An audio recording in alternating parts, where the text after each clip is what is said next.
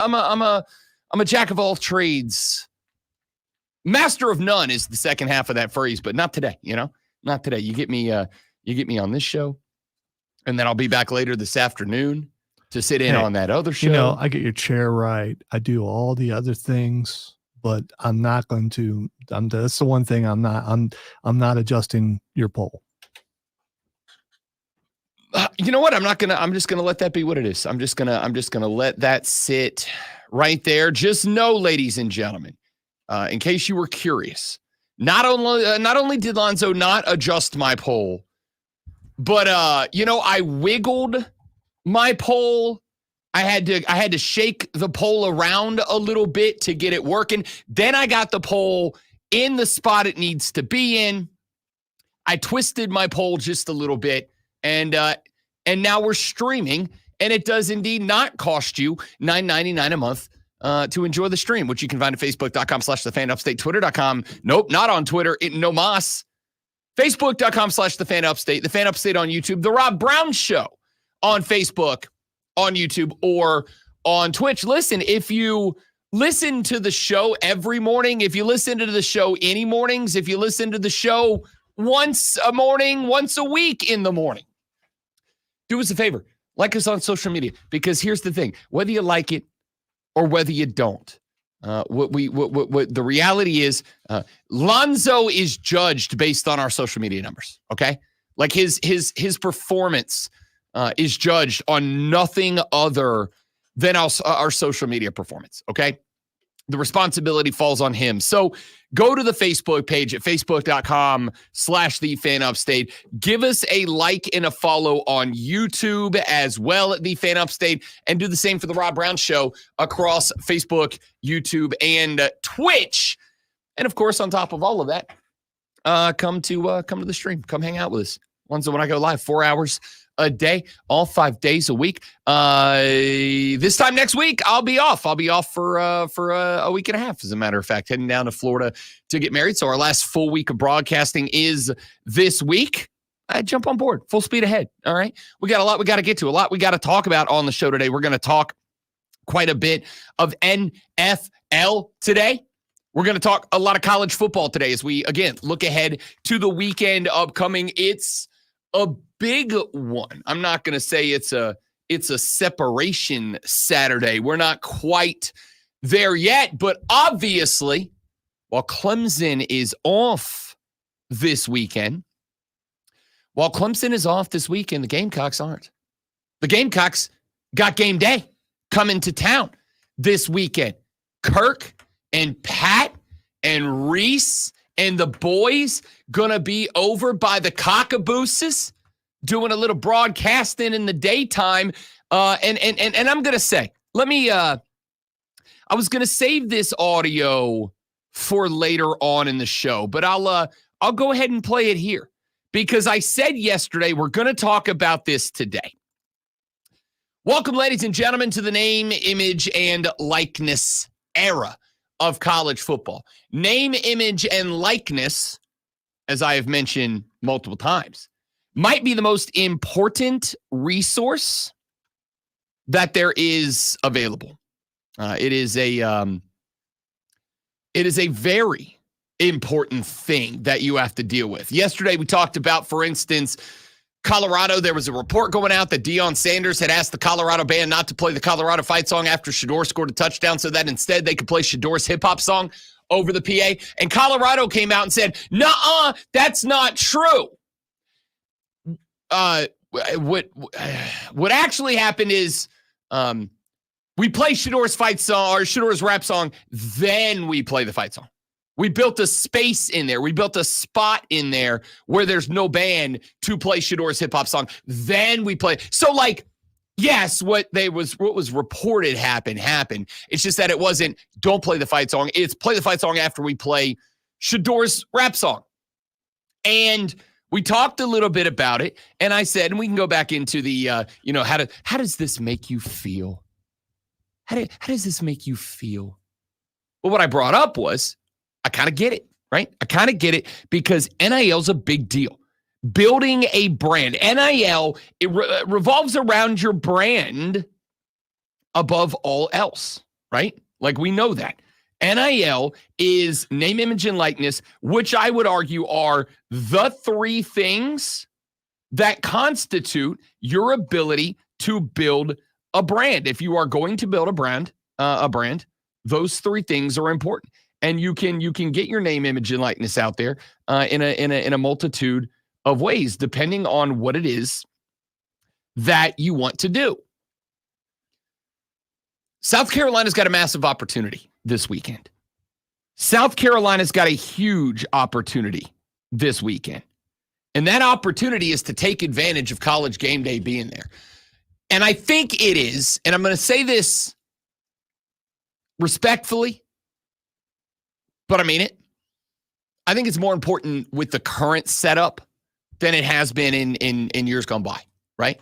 We're all Lee Corso guys. Nobody dislikes Coach Corso. But what Pat McAfee brings to the table as a new desk guy, what Pat Mac brings to the table, and what Game Day has leaned on more and more the last couple of years, is featuring the community, right? Because in years gone by, yeah, they talked about where you were, but they did like one food segment, and then all their little focus features were dialed in on, some connection to the team. It's, this kid over here is a lifelong fan, and he's got this life struggle, and they're rallying around him. Or this lady over here, she adopted 3 of the players and gave them somewhere to live while they're trying to make their dreams come true, and yada yada yada. But now, and they did this at the compound last week for A&M. You got Pat McAfee over there talking about that big-ass American flag. You got Pat McAfee over here talking about this and getting the fans involved. He gives you chances to scream your fight song or your chant or whatever the case might be. I think that Game Day has added a renewed emphasis on what the community around a football program looks like. And here's the best part for you, Gamecocks. This isn't like here's an opportunity for you to introduce how incredible the home atmosphere is in Columbia, South Carolina. And if you don't believe me, here's Pat McAfee taking time out of his nationally syndicated podcast and broadcast on ESPN yesterday to talk about you. The Gamecocks fans took that entire place over. I assume there's going to be quite a scene on Saturday morning in South Carolina. Oh, no doubt. I Great assume, fan base. Great fan base. Really, I went to their stadium. They played. My brother played at Akron, and that wasn't obviously a huge game, but great fan base. They show up, and they're like the Cornhuskers. Yes, they've been waiting. Now they got a big time game. They beat LSU. That's huge deal. And college football is just better when Brian Kelly's all the time. When his face is beat red, when he's yelling at his players, just being an absolute maniac on the sidelines. That's when college football is at its best. So we'll see. I'm not saying I want LSU to lose on Saturday, but I certainly, wouldn't be upset. It's going to be rowdy down there because, like we talked about earlier, they don't have NFL football in the Carolinas. They just have South Carolina. No, they got the Carolina Panthers. Yeah. Come on. There's no $1.80 ticket for the South Carolina Gamecocks. No. Okay, I love that for a lot of reasons. Number one, shots fired at the Carolina Panthers. And number 2 is Lonzo has obviously sunk his teeth into. He said, that's all they got in the Carolinas. Skipped right on past Los Tigres. But we'll put that aside for a minute. We'll come back to that later. The disrespect of the Clemson Tigers by Pat McAfee. Put that aside for just a minute. Instead, dial in on this. Here is, I think, right now, love him, hate him, doesn't matter, the most notorious member of the College Game Day broadcasting team. The guy that has, I think, again, I know a lot of people don't like Pat McAfee. Think he's a meathead. Think he's over the top. I'm not one of them. I actually really like Pat. I've told you in the past, it's because Pat McAfee's doing the show that I've always seen in my head as this show, right? When I was down in Florida, I used to tell my boss, there was an old YMCA down there that was about to get destroyed, and I told my boss when I lived down there, pennies on the dollar, buy that, turn it into a sports broadcasting mecca. I wanted to be in an old basketball gym, right? It's a great show. It's a great concept. I've had it for years. McAfee turned it into a reality, and hell yeah, great job for doing it.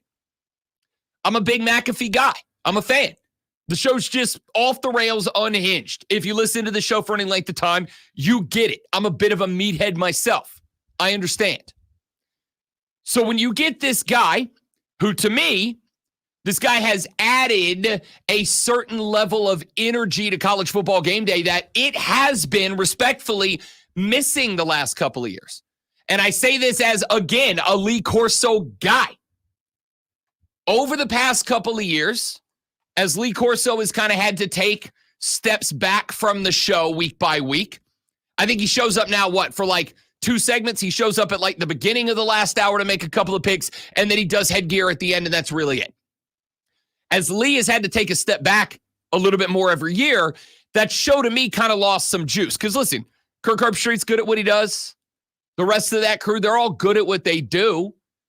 Desmond, good at what he does. They're all good at what they do, but they're all just kind of regular broadcasters. I say that with all the respect I can muster. I appreciate the fact that you said that about Desmond and didn't at least crack a smile. I like Des. I do. He's made some. He has had some gaffes, and he is a huge homer. Huge homer. Yeah, he's made some really bad ones lately. For sure. Huge homer. But again, I don't expect the guys on that desk to be talking about college football with the utmost professionalism. That's not what game day is. Yeah, that's Reese. Yeah. That's the one guy. And that's literally his role on the show, right? To add that level of suit and tie to it. He's no Ernie, though. He is no Ernie. That is correct. Ain't no Ernie but Ernie. But I think that the show needed an injection of adrenaline, and that's what Pat McAfee is. He's there, the reason that I am on this station, because the goal was to have an injection of adrenaline, a little noise, a little excitement, give a little gas to the program, right? That's why I'm here, and that's why McAfee's there. And the fact that this guy was going into that broadcast yesterday and was given the Gamecocks props for how good of an environment it is. He was given the Gamecocks props for how wonderful the home field environment is, et cetera, et cetera. With all that going on, I think that this is a massive opportunity for you, South Carolina. I think it's a massive opportunity for you guys to show recruits coming into the college game, the ones that maybe aren't just in it for the bag, the ones that are looking at it and going, I want to go somewhere that they love football. I want to go somewhere that's trending upwards, and I get to be a part of building something special. And I'm going to go to a place that when I know when I walk out onto the field, whether it's at noon on a Saturday or 7:30 p.m. or Thursday night, or as Matt Rule said, at 9 o'clock in the morning with some kegs, eggs, and football, I want to know that the people I'm playing for, the people whose logo is on the side of the lid, are jacked, are jazzed, are going to be there, are going to give it what they got. And this is your chance, South Carolina, to put the best you got on display. And I will say, this is a situation where there's no, you can get it right, you can get it wrong, or meh, it is what it is. There's no, it is what it is here. At the conclusion of that broadcast on Saturday, rolling straight into the game, by the way, because it's a midday game. Rolling straight into the game, they are gonna hang up the broadcast and flip it right inside the stadium for kickoff. There's no, it is what it is with this. You are either going to make yourself, as Nebraska did. They didn't have game day last week, but you know what Nebraska had? They had the Colorado Buffaloes coming to town. They had the national broadcast. They had the night game that everybody was tuning into. And what did the black shirts do? What did Nebraska do?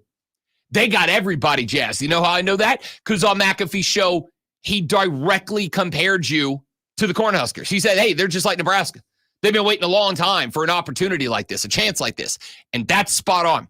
You've been waiting a long time for an opportunity like this. You've been waiting a long time for a shot at a moment like this. Here it is. Your chance is here. Your opportunity is here. The biggest, most viewed college football broadcast in America is coming to your house this Saturday to put your culture on display. And you're either going to get it right, and the fairgrounds or wherever they're going to set up the broadcast are going to be friggin' packed to the gills. and you're going to look like $1 million like the Cornhuskers did last Saturday night, or it's just going to be another game. And people are going to tune in and they're going to go, okay, but why is game day in there? Why is game day? Why isn't game day where's Alabama, Wisconsin? It's in Madison, I believe. Why aren't they up in Madison, Wisconsin, where the Badgers and the Tide are going at it? Why aren't they at a bigger school? Why aren't they at a bigger spot, right? South Carolina's unranked. LSU's ranked, but they're 1-1. This isn't a matchup of two national championship contenders. It's a fringe playoff team and a team that was expected to be fighting for bowl eligibility, but they went to Kentucky. They got a big win, upset win on the road, almost a 2-point dog, and you got it done. The nation is going to tune in and go, why the hell are they in Columbia, South Carolina today? And you get to either answer that question by putting on a whole damn display that makes the country go, oh, that's why they're in Columbia, South Carolina. Or you don't turn up. You have just another game. You're just another school that caught game day for a day, very fortunately, and you just get glanced over. And it's your call. It's your call, Gamecocks. Which of those two things becomes true? Come on. You actually think they're not going to show up? I have no doubt it's going to be a freaking riot. I mean, yeah, it always is, and it definitely will be with them coming to town. But I don't think, to me, if you just have a good game day showing, good crowd, right? I'm in a band. You got crowds, you got good crowds, and then you got electricity. You do know they've been there before. And I am aware. And what they're going to have to do is they're going to have to watch the signs, because the signs, some of which will not make it on TV. Good. Stir some controversy. Stir the pot. I know they've been here. I know you've done it. I'm telling you, this is the most important game day you've ever had. Next game day is always the most important game day. But this is it.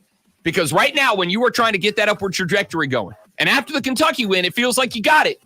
This is your chance to put eyeballs of America on you and to make them go, damn, they ain't playing in Columbia, which will attract future talent. Back after this on the Rob Brown Show with the Fan Upstate. Urban. All right, guys, we're a quick read and we're back. Joe, Mike, good morning, guys. Stay right there for me. We'll be right back.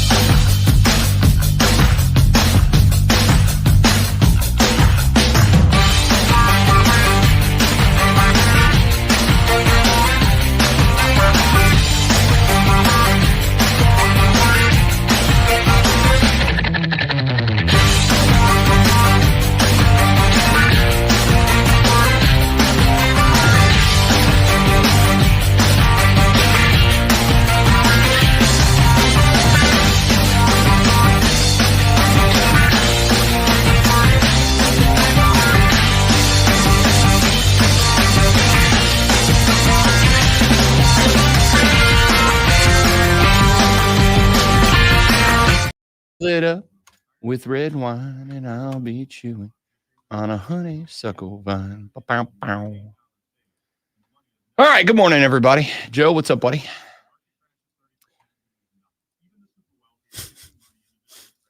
McAfee's definitely got his own vibe going. Has been wearing sleeves. I haven't really seen the sleeveless breakout too often lately. It's fall. It is fall. That's true. It's getting chilly. He's outside. going to not this Saturday, but he's going to probably cooler places. Can't wait till they send him to North Dakota in December. He lives in Indy. He's fine. He knows what snow is. He does live in Indy. That's fair. Speaking of Indy, Hayden S. Mario joined the show at 9 o'clock. I missed him last week. I forgot because I'm a bad friend. But he was also launching multiple other shows, so he was occupied.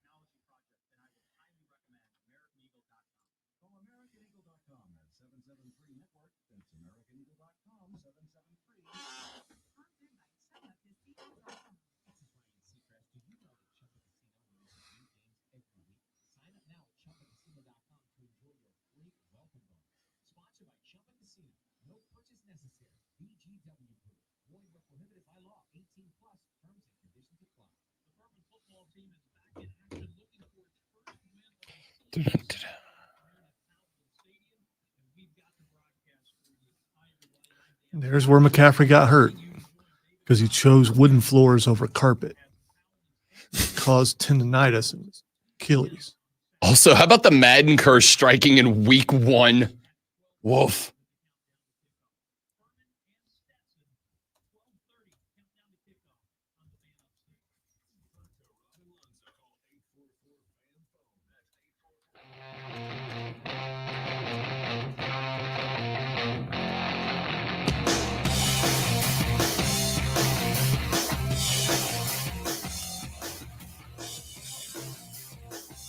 So, real short segment here, but I do think it is important to say this, or at least it feels that way to me.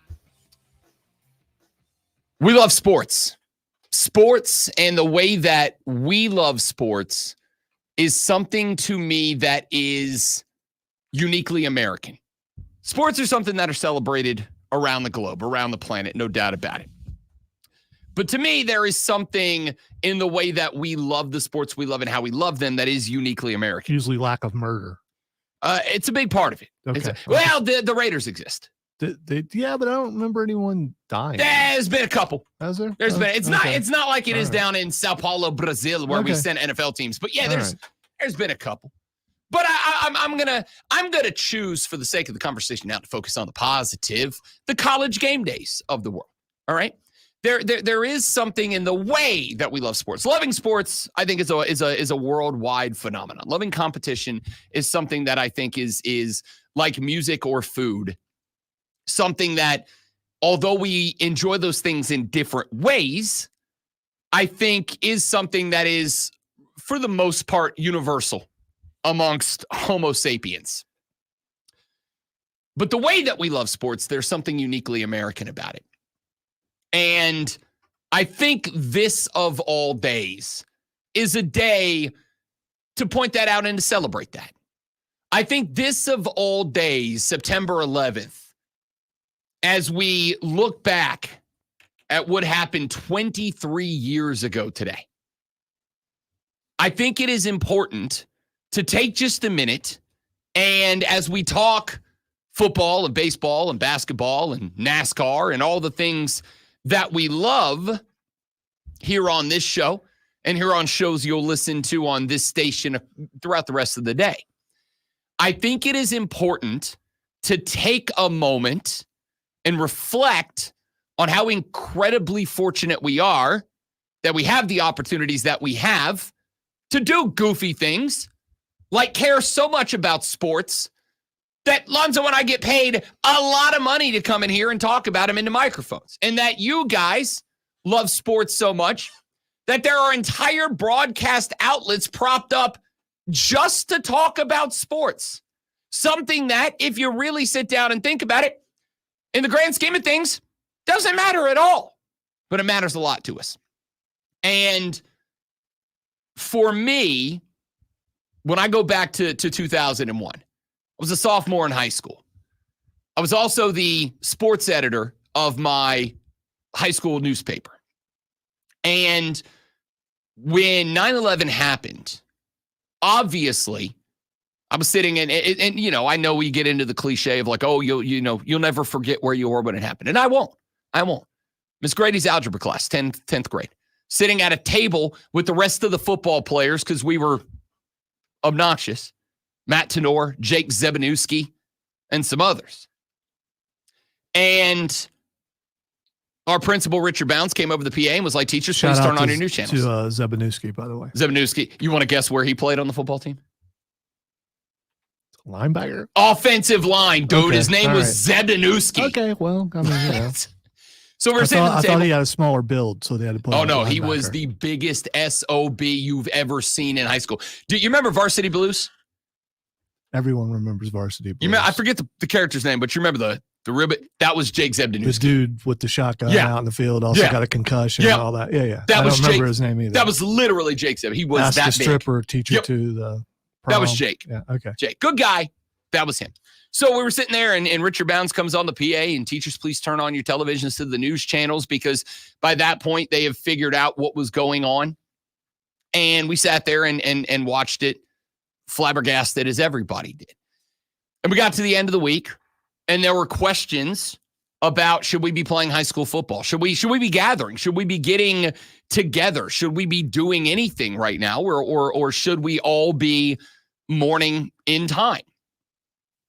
And I wrote an article, an editorial in our school paper, where I said what I believe now. The people who did this to interrupt us doing the things that we love the way that we love to do them. And I feel like if we cancel football on Fridays, which is a huge deal in the community, certainly in the community I was from, I know it is in the communities around here as well. I feel like that's kind of giving them what they want. We got to play. We got to play, because there is nothing more uniquely American than Friday Night Lights. Than bringing two schools from two communities together to get on a football field and play, and let the people from one town wearing green and white and the people from the other town wearing maroon and cream scream at each other how their city's football team is better. And Richard Bounds called me into the office and went, You've convinced me. We're playing football this Friday night. The principal from the other school, Niceville High School, the principal there, Cindy Mazzarelli, she called me, said, I read your editorial. We're playing football. And that night, on a Friday night in 2001, my high school, Choctawhatchee High School, and their high school, Niceville High School, stood on a football field together. And they had both teams meet at midfield. They had both bands mixed together and play the national anthem, facing the crowd, half the band facing the home, half the band facing the away. And I have more memories of that night than I do the morning it happened. I have more memories of that football contest, the band, the teams, the game itself. I don't even know who won. Don't remember that. But I remember everything that happened all night long more than I remember the day that it happened. That day in 2001, the world changed. We know that. We're still dealing with the ramifications of it. We are still dealing with the impact of how the world changed that day. We still feel it. You go to the airport and you got to take your stupid shoes off. We still feel it. We still feel it in the way that we discussed national security. All of a sudden, terrorism wasn't just something that happened in the Middle East. It was now something that could happen to any one of us any day. It became real. But to me, the premise of all of it was disrupt us from doing what we do, the way we do it, the way we love to do it. And sports to me might be the best illustration of the things that make it uniquely American. The things that make us uniquely American. The things that we love to share with each other as Americans. So we can all yell at each other and, your team sucks. No, your team sucks. Your coach is dumb. Your coach is a clown. That's all well and good. But even though we're getting after it and getting after each other, we are still sharing an experience from different angles, different teams, different colors that we wear on game day. But we're all sharing the experience. And I think today, of all days, is a wonderful day for us to reflect on that. I think today is a day to evaluate who and what we are as Americans and who and what we are as American sports fans. I think today is a wonderful day to reflect on the positives that sports brings into our lives as Americans. I think today is a wonderful day for us to reflect on all the good, whether it's memories or emotions that we have because of sports. And to me, to dial in on that angle of it, to dial in on taking a few minutes to reflect on things that we love as a part of this American experience. And for us, obviously, on this show, in this station, sports are the biggest one. For us to take a minute to dive in, to reflect, to think about those things, I think is important. And I think it is an opportunity for all of us to truly celebrate how lucky we are to be here, how lucky it is that was an anomaly, that was an exception, not the rule, and that there are people who are willing to put their lives and asses on the line so that we can get up at 6 a.m. and yell about our football teams and have a ball doing it. And for just a little while, escape everything else that's going on in the world. So I encourage you today, on this day, September 11th, 2024, to reflect on that day, September 11th, 2001. And to do so with a sense of optimism, with a sense of hope, with a sense of the future, and with a sense of appreciation for all the things that we know and all the things that we love and all the things that matter to us as Americans. And I don't think there's a better illustration of that than sports. So with that in mind, we're going to do a regular show today.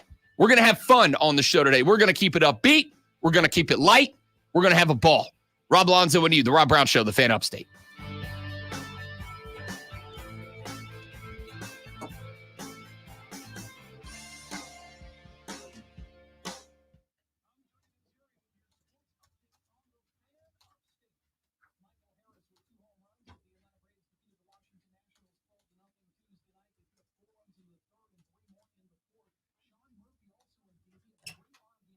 All right, guys, give me 30 seconds. I'll be right back.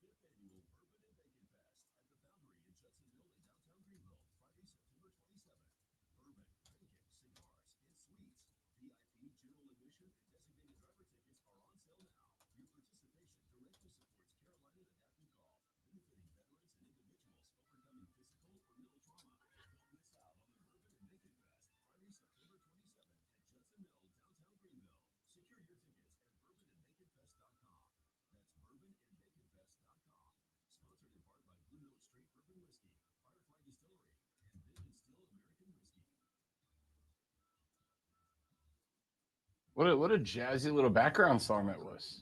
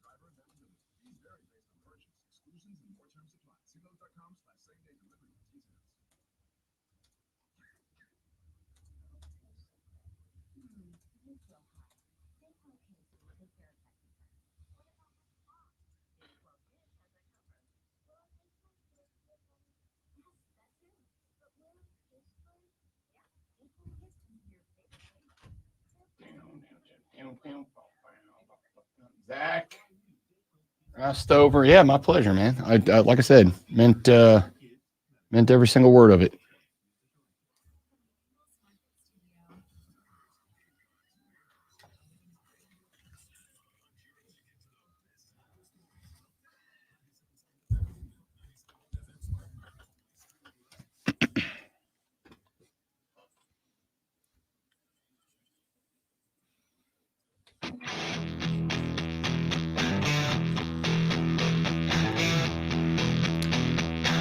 Derek Brown out for the season for the Carolina Panthers. That one is official. That news broke yesterday. They went in to check the knee injury that he suffered during the 47-10 blowout L on the road down in New Orleans, Louisiana. Derek Brown had the knee checked out. They decided that the damage was bad enough that the Pro Bowler, who had 103 tackles last year, set the NFL record for most tackles by a defensive lineman. This number blew my mind. Derek Brown was responsible for 12.5% of the tackle total for the Carolina Panthers last year. That's ridiculous. That's a ridiculous number for a defensive tackle, by the way. We're not talking about an edge guy. We're not talking about a weak or strong side linebacker. We're talking about a defensive tackle who was responsible for 12.5% of the team's entire net total of tackles. I mean, if you're a casual and that number didn't ring to you, I really don't know how to explain it to you. That over 1 out of every 10 tackles was made by a defensive tackle.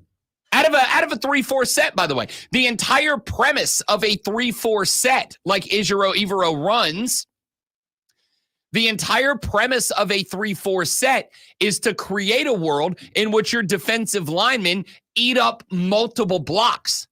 And it gives you another linebacker back there that can read and react and run off of that. So in a 3-4 set, and I know the Panthers don't run a 3-4 exclusively, but they run it primarily. In a 3-4 set where Derek Brown is designed, the position he's designed to play is to eat up blocks and free up linebackers to react to the football, for him to make 12.5% of the total tackles on that defense is what?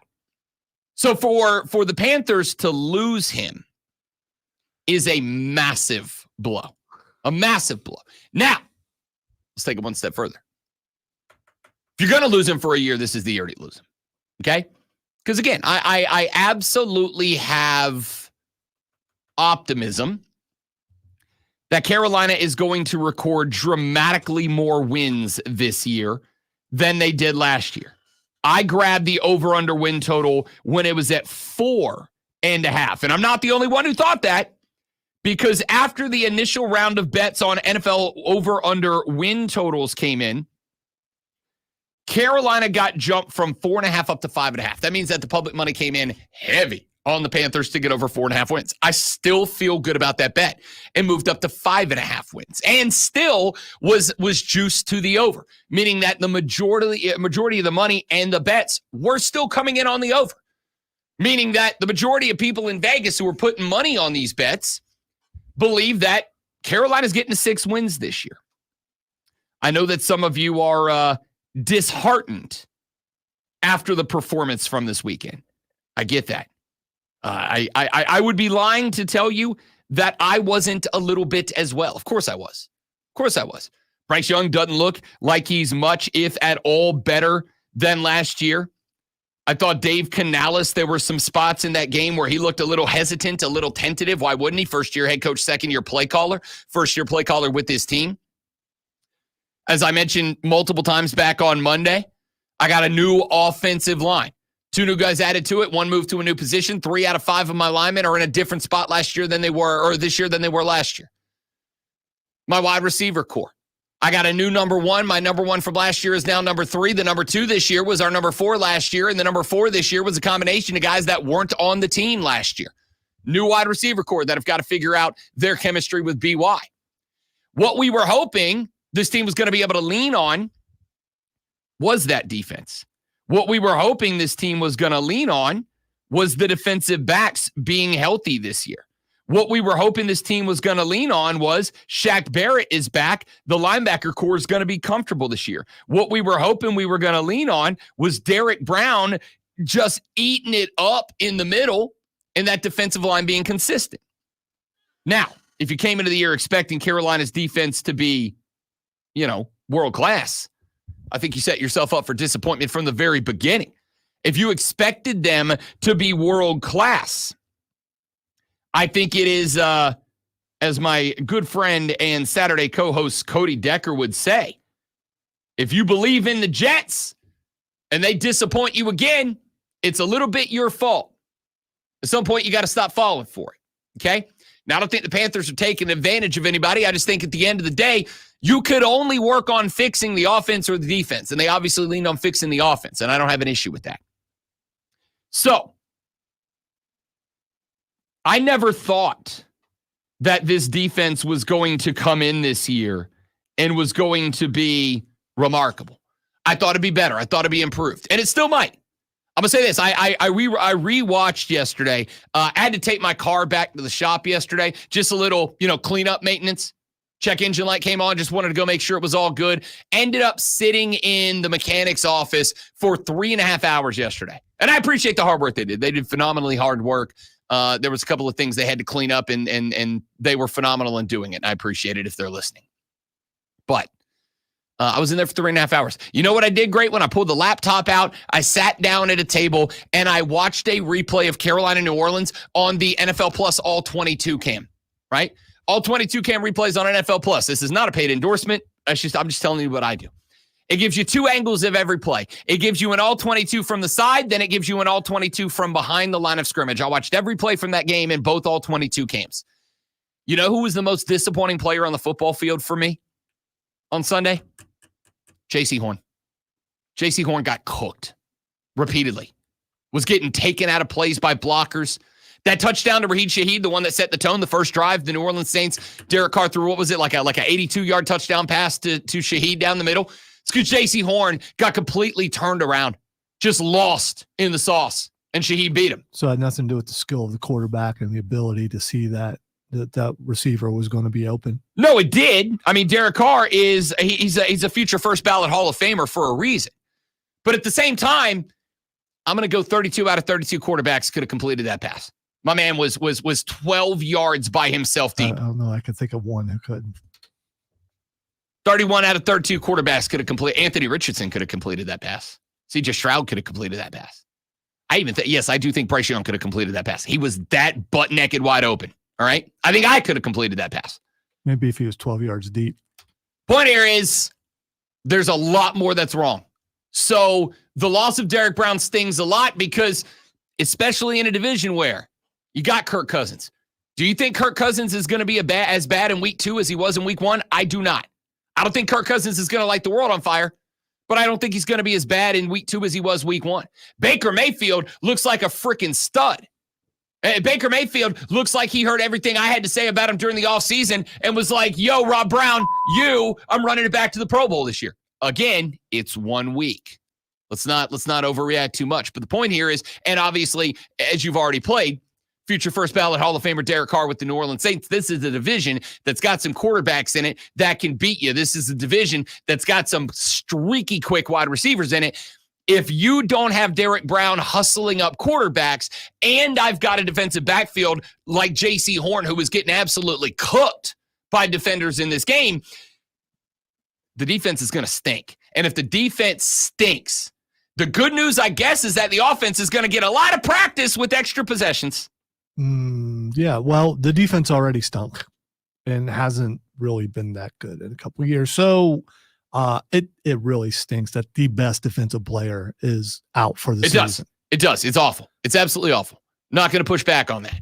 Especially, like we said, in a division where every team's got at least one wide receiver who is a primary threat and a quarterback that is at least a threat. In Baker, in Kirk Cousins / Michael Penix Jr., and in future first ballot Hall of Famer Derek Carr. So this is a big loss. And anybody who's saying it's not a big loss is wrong. It's an enormous loss. It is the biggest loss of a defensive player in the NFL so far this season. Okay?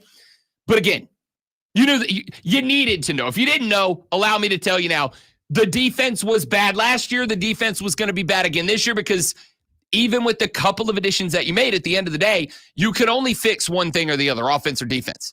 And they leaned into fixing the offense. And I'm glad they did, but they leaned into fixing the offense. And in doing so, they had to sacrifice the defense. This is still a big blow. But to me, if the Panthers are going to get to that over-under win total, for me it's 4.5. For many of you, it's 5.5. If they're going to get there, they're going to have to score points in bunches. They're going to have to be winning games like 35-28, 42-37. They're going to have to win high-scoring shootout games. It is going to put pressure to me, not on the defense. Because I'll keep it a buck with you. I don't think there was pressure on the defense coming into this year. I mean, sure, pressure to perform, maybe pressure to help Evero not go bleep this, I'm out at the end of next year. But there wasn't as much pressure on them as there is on the offense. Now there is more because if the Panthers are going to win games, they're going to have to win games with bunches of points for a team that put up 10 in week 1 on the road against an average Saints team. Not great, Bob. I'm not sure Evero will be there next year anyway, because the defense has been declining since he's been there. And I know you and Rashad are big on him. I am not. It's the one coach I believe that they retained. And so someone at the end of the year will have to be not the scapegoat, but someone will have to go to show change even after one season. If he makes it through is it possible that they would fire a coach again in the middle of the season? No, Evero's not getting fired. I'm not talking about him. Oh, Canales? Let me say this right now. No, absolutely not. Hell no. Hell to the no. Absolutely not. Yeah, but I'm going to tell you, dude, because I mean, we've already seen it. We've already seen it. The answer is no. And if for no other reason, then if he has a worse record than still no Matt Rule, still no. And I'll tell you why. Yeah, okay, I'll tell you why the answer is no. If for no other reason, then finally this offseason, Dave Tepper realized that his image is one big steaming hot pile of dog, and he knows it. And it's to the point now where the NFL owners will eventually step in. They will. They try not to, but they eventually will step in if they feel the product is being denigrated. And right now, the Panthers denigrate the product. So he knows his reputation right now is well, I got a clip for it. Where is it? His reputation? It's a complete crap Right now. And he knows it. And firing another head coach, especially a first-year rookie head coach given his first job midseason, would be the worst decision he's made in a string of bad decisions. So no. You'd be more likely to see Evero fired. But I don't think anybody's getting canned. I think everybody is getting to ride this. I think, again, what did Dave Tepper have to say about the loss this weekend? You don't know, because he didn't say anything, which is rare for him. So I believe he understands where he's at. I don't think there's any changes coming to the coaching staff this year. We'll talk more about it later on, because McAfee had some more things to say about the Cats that I've been saying for a while now.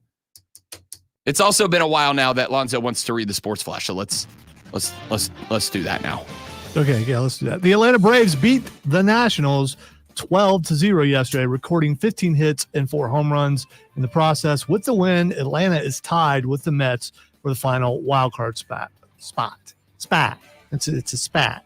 The NFL announced it is investigating the most recent allegations of sexual harassment and assault levied against Browns quarterback Deshaun Watson. League spokesperson Brian McCarthy said the league is evaluating the claims under the personal conduct policy, though Deshaun could face more time on the commissioner's exempt list if charges are formally brought against him. And make sure you tune in this Saturday at 12:30 as the Furman Paladins take on the Stetson Hatters. Yes, they're Hatters. I don't know, man. I still don't know. It's Furman versus Stetson right here on your home for Paladins football. The Fan, Upstate.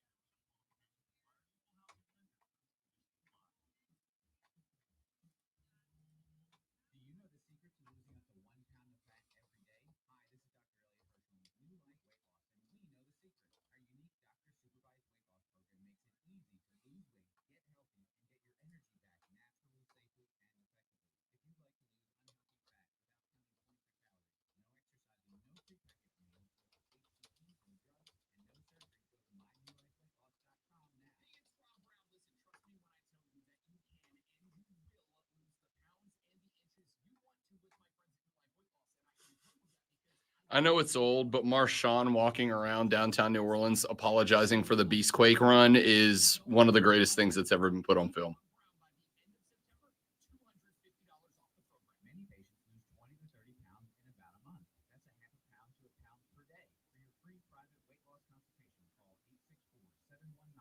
Join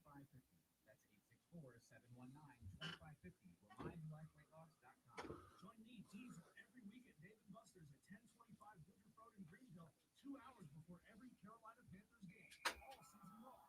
Cold beer, great food, tons of TVs, and Carolina Panthers football. Every game, every week at Dave & Buster's. Hi, welcome to Staples. Hi, I hear Staples can print everything for my business. Sure can. And the quality is guaranteed. Absolutely. Plus, you'll beat any price quote. Is that right? For sure. How about this one? You'll beat it. Can you print new signs and flyers? Sure can. How about blueprints? No problem. What about red prints? But they work. We print them, and they look amazing. Now at Staples, print more, save more. Up to $150 off your print purchase. Ends 11/2. Exclusions apply. Visit staples.com/print for offer details and staples.com/price match for in-store price match guarantee. Wake up. Breakfast. And Nature Made vitamins. Whatever your morning sounds like, Nature Made fits right in. Whether you're looking for vitamin C or a multivitamin to get key nutrients, we've got you covered. Now that's a good morning. We take care of you so you can take on your day. Start your day with Nature Made, the #1 pharmacist recommended vitamin supplement product. Based on a survey of pharmacists who recommend branded vitamins and supplements.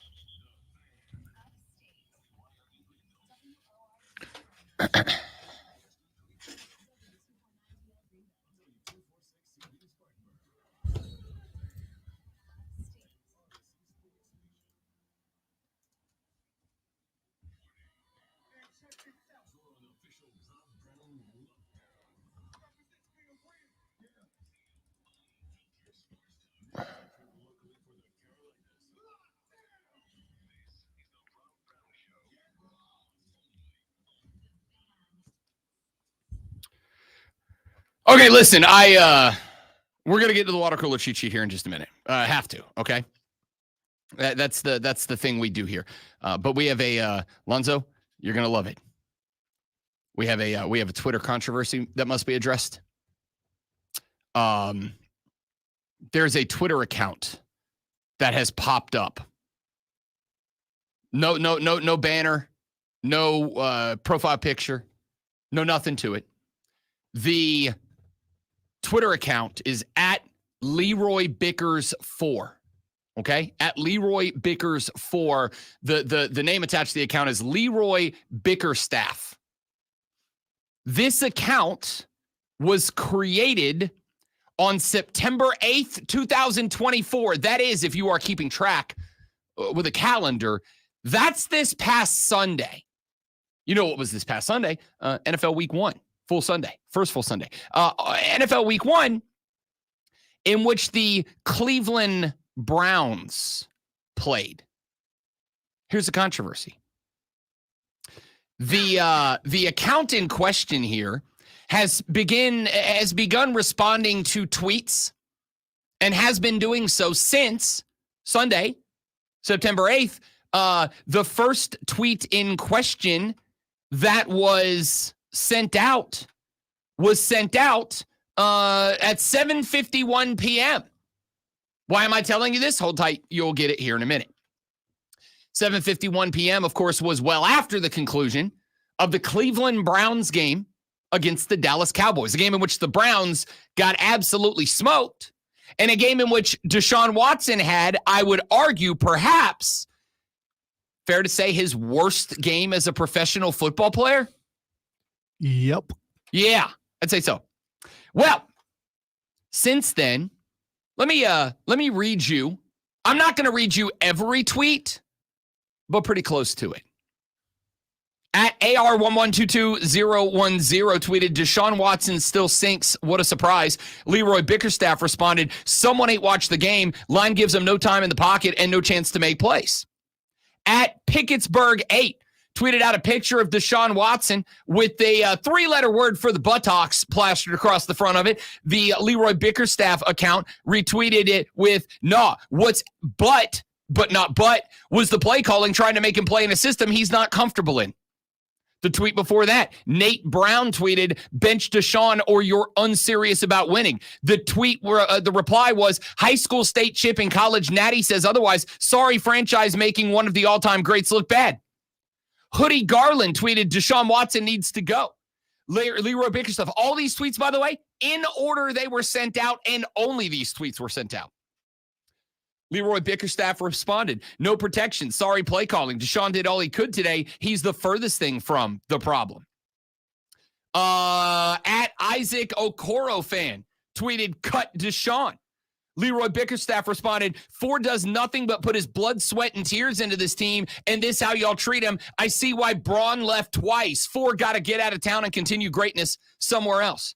Before that, at Optify tweeted, Deshaun Watson's career is over. Leroy Bickerstaff responded, coach is ruining the career of one of the best athletes of this generation. M. Shiesty tweeted, wow, Watson sucks. Bickerstaff responded, like you could do better. Shut up, you sitting on the couch all day. At Tom Y tweeted, meanwhile, Baker hangs 37 on Washington. Leroy said, crazy what a quarterback can do when the line blocks and the coach calls good plays. At Vestige V47 tweeted, get rid of Watson. Leroy responded, fool, you don't know what he goes through. Worked his ass off just to be able to play this weekend. Battled through a broke shoulder for this franchise last time we seen him. My favorite part. Cleveland Browns put up a halftime graphic when the boys were up 20-3 at the half. At Goop Sauce tweeted, all right, Deshaun, get your ass off Twitter and get in the film room, or does Newsom have a table at Barley's for you tonight? I'm assuming that's a bar. Deshaun responded, you don't know me, fool. Go make me a frozen meal, end quote. There were about 40 other tweets. Wait, you said Deshaun responded. I mean, sorry, Leroy responded. He went on to say, if Four had, this one not a reply to anybody, on Monday morning, just tweeted, if Four had a tackle like Trent Williams, he'd be able to show his greatness. Four can't succeed when he's got no chance back there. There's about 40 tweets that this account sent out, all of them exclusively defending Deshaun Watson. And so now Twitter has been sicked on the at Leroy Bickers 4 account with the belief, somebody hand me my tinfoil cap. I choose to, I, like Mully, want to believe. Somebody believes that Deshaun Watson is out here Kevin Duranting on the internet.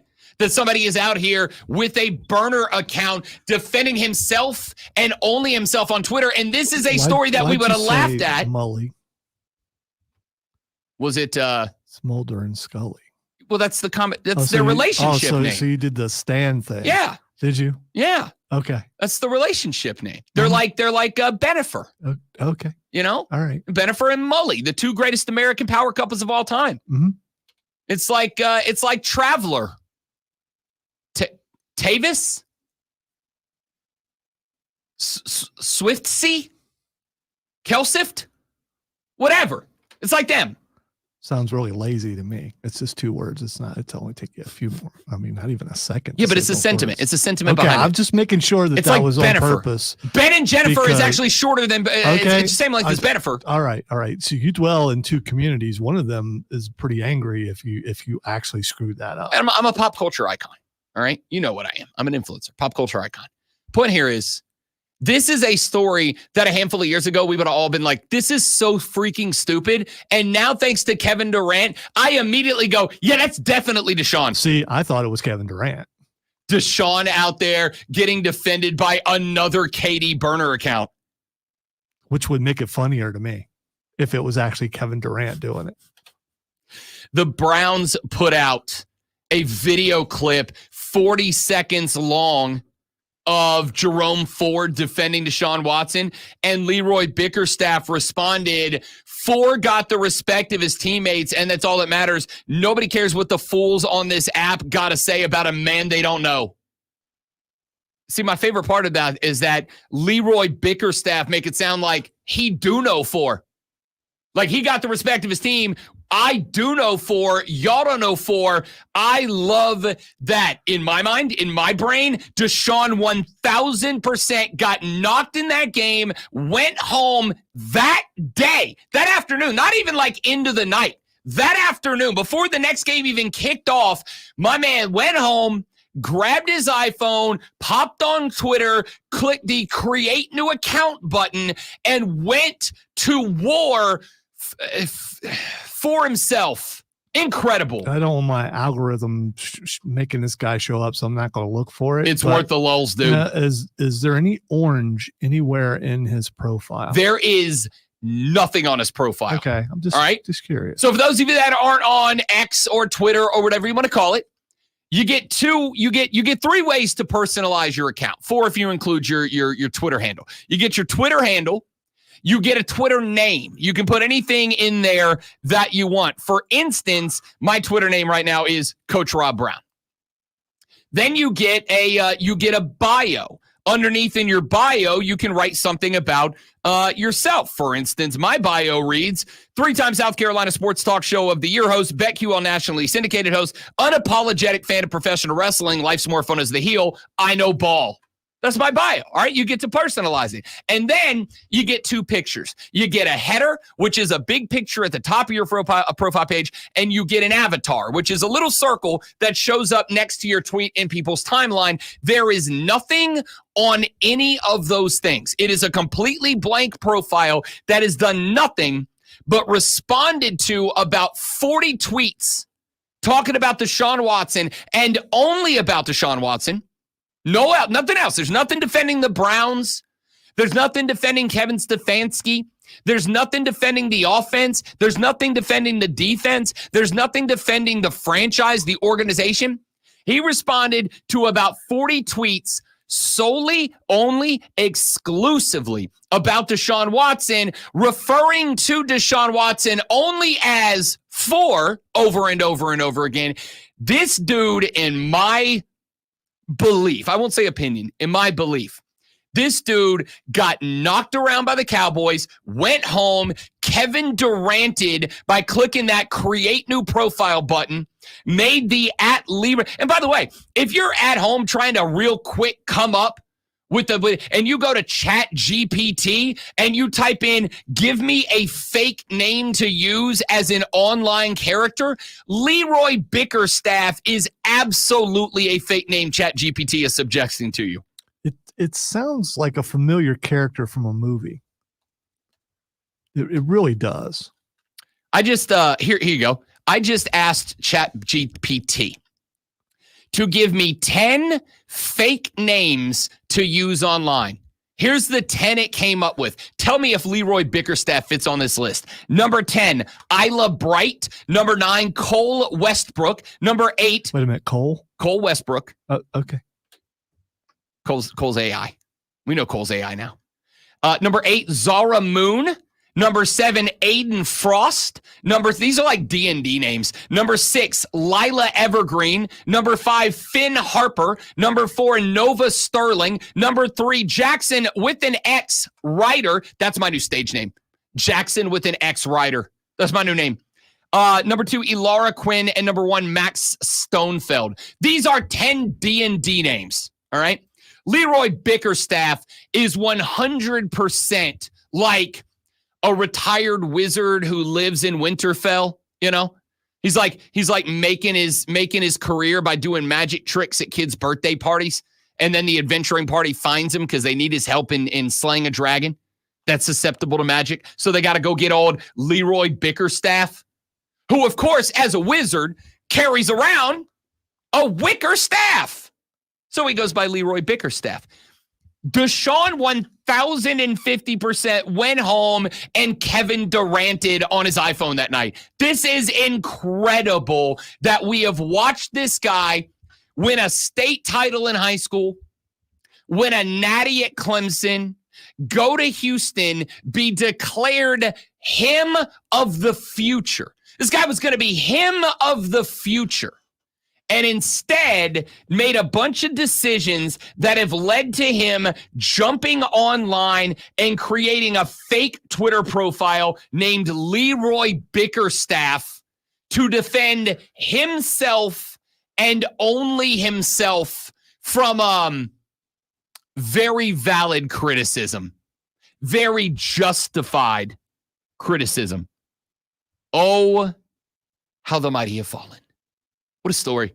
What a story. Lonzo, you in on this is 100% Deshaun Watson, or are you going to stay with this is Kevin Durant doing his best Deshaun Watson impersonation to get himself off the hook as the go-to athlete for burner accounts? Well, you can't prove me wrong, so I'm going with Kevin Durant. I'm for it. I like taking the conspiracy one step further that Kevin Durant created a Deshaun Watson burner on behalf of Deshaun so that in the future, because right now, when you say the words burner account, if you're even if you're sports adjacent, if you say the word burner account, you auto go to Kevin Durant, right? Like I call it a Durant account. I'm going to create a Durant account today. I know. I'm gonna give you a secret right now. There are radio show hosts that I know of personally who create Durant accounts to attack their main accounts on Twitter so that they can then react to that and drum up controversy. That is a shtick. It's a gimmick. I get it. I don't think Durant was doing it as a gimmick. He genuinely was trying to make his ego feel better. Remember, he attacked himself on Twitter. We appreciate you not naming names with that. Oh, for sure. I'm not going to do that. Just know that there are certain radio hosts out there that make things up on the radio and lie about things on the radio in order to get attention online. Your eyes are freaky. Don't do that again. I made my screen blurry too. But if it was dramatic, right? It was dramatic. It worked. It was like the Jim Halpert I think it might be proof that you're an alien or AI. If your eyes, dude, you go back and look at that. You'll freak yourself out. Point here is 100% there are people who do this. And then there are people who have such a sensitive ego. By the way, Deshaun, ain't a damn thing happening to you. That ain't your fault, bud. Everything happening to you is your fault. All the things you did that got you run up out of H-Town where you would have been a career Texan and a hero. They would have celebrated you in H-Town till you died. And probably after, if you would have just dialed in, been a great NFL quarterback, which, by the way, before all this stuff happened, Deshaun was really good. That's why the Browns gave him like $250 million guaranteed, right? But you decided to act like an idiot. You decided Way to go, Cleveland. to be a predator. Keep on being Cleveland. Yeah, honestly. And then on top of all of that, when it was time to leave Houston because they didn't want your ass no more, and who could blame them, you picked Cleveland to go to. There were other teams who wanted you, and you picked Cleveland. Now, here's my favorite thing going, and then I'll shut the hell up because we got to get to the water cooler cheat sheet. Okay? Here's my favorite part about it. Deshaun Watson's contract where he got $250 million guaranteed, Lonzo, it's for 6 years. You think Deshaun Watson's going to be a dude in 6 years from now? No. And that contract's fully guaranteed. You know what my favorite part about all this is? Deshaun's got exactly and precisely zero incentive to try. He's already got $250 million. They have to give it to him. It's signed. Even if he never plays another snap, they have to give it to him. He has zero reason to try. Even if his contract is null and void because he didn't disclose another lawsuit? Now, that's a different story. That's a different story. If they knew it, him and his agent knew about this, and it ends up being a lawsuit, and he never told the Browns about it, the Browns can invalidate the contract, and Deshaun Watson's gone, and the Browns can move on. How much you want to bet? How much you want to bet? The Browns got like 5 suits on the ground in Houston, Texas right now trying to dig up if Deshaun and his agent knew about this before he signed that deal. Or they had it in their back pocket and they saw how he performed. Might not be unfair. Might not be unfair. All right. We'll talk more about it. Texas said people don't create fake accounts, bro. Also, only 3-time champs. What losers? Why not 4? Reasons. Don't worry about it. We're getting 4 this year. Oh, back after this on the Rob Brown Show in the Fan Upstate. QC. All right, guys, quick live, and we're coming back. Y'all stay right there. Foamy.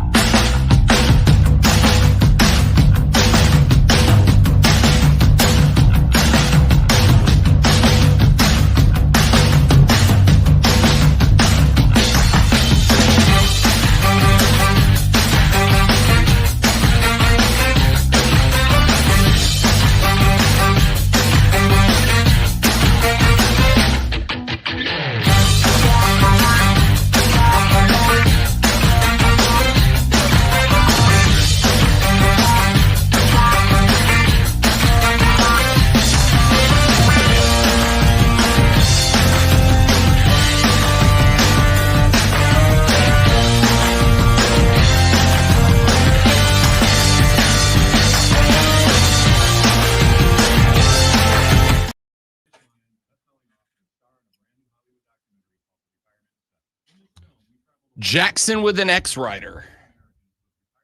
What a name.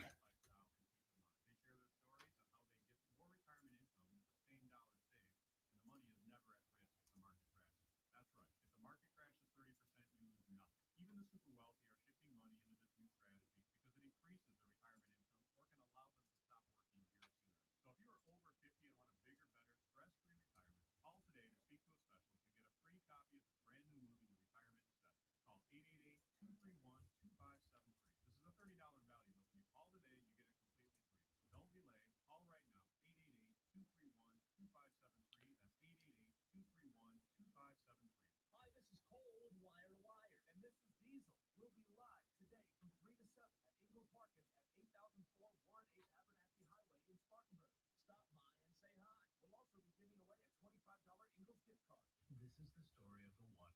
As a facility technician installing a new welding station, he knows getting the ventilation right is critical for safety. That's why when questions arise, there's Granger. Granger offers detailed technical product information online at his fingertips, so it's easy to find what he needs. Because when it comes to safety, having answers means he and his people can breathe a little easier. Call quickgranger.com or just stop by. Granger, for the ones who get it done. Every business faces challenges, but complicated, expensive, and uncertain shipping shouldn't be one of them. With USPS Ground Advantage from the United States Postal Service, you can avoid all the noise. There's no more unexpected surcharges, hidden fees, or complex rate structures. It's just easy, cost-effective, and dependable shipping.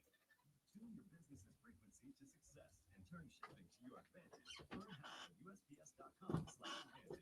USPS Ground Advantage. Affordable, reliable. What's better than watching your team win? Winning money while you do it. I'm Jim Costa, and I'll cash the ticket. Mike Maloney and I give you the edge to make every It's Deshaun's mom. I'm good with that as a theory, Keegan. I'm good with that as a theory.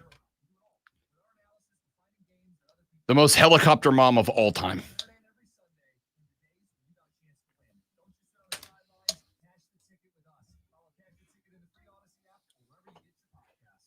Sponsored by Jeff Martin Auctioneers. Jeff Martin Auctioneers presents the East Coast Construction and Transportation Auction in Pelzer on September 19th, featuring construction equipment, trucks, and more. Bid your way live on site or online at Jeff Martin Auctioneers. Is there anything you can't answer the question for me. I can answer the question. The answer is no. Is there anything you're more disconnected to than high fashion shows? You ever watched a high fashion show and been like, I get it? The only fashion show I've ever cared about is the one I was in, and that's it. Give me your best look. What was your best look? I came out doing Vince McMahon, but my suit was too tight and I couldn't breathe after that. And everyone, like you did then everyone was taking pictures, and I just didn't want to fall. Did you Travis Kelce your shirt? Sorry, Jason Kelce your shirt? No, I lost a lot of weight. That's what it was about. All right, I couldn't not do a Deshaun Watson Twitter conspiracy. That's the best thing I've heard today. But we do have other stuff we need to talk about. And you are now closer to work than you usually are when we do this part of the show. So let's dive right in. We, ladies and gentlemen, have to talk about the top 3 sports stories you need to know about before you get to the office and start talking sports. You, ladies and gentlemen, need the water cooler cheat sheet. Are you ready for the playbook of the peculiar, the almanac of the absurd, and the encyclopedia of the extraordinary? Well, you better be, because we're diving headfirst into the 3 top stories that will have your coworkers saying, most impressive. Before they take their first bathroom break. No. Here we go. Welcome to the water cooler cheat sheet on the Fan Upstate. It is the water cooler cheat sheet, the top 3 sports stories you need to know before you get to the office and start talking sports. This morning, this is what you will be talking about. Let's dive right into item numero uno. Good news.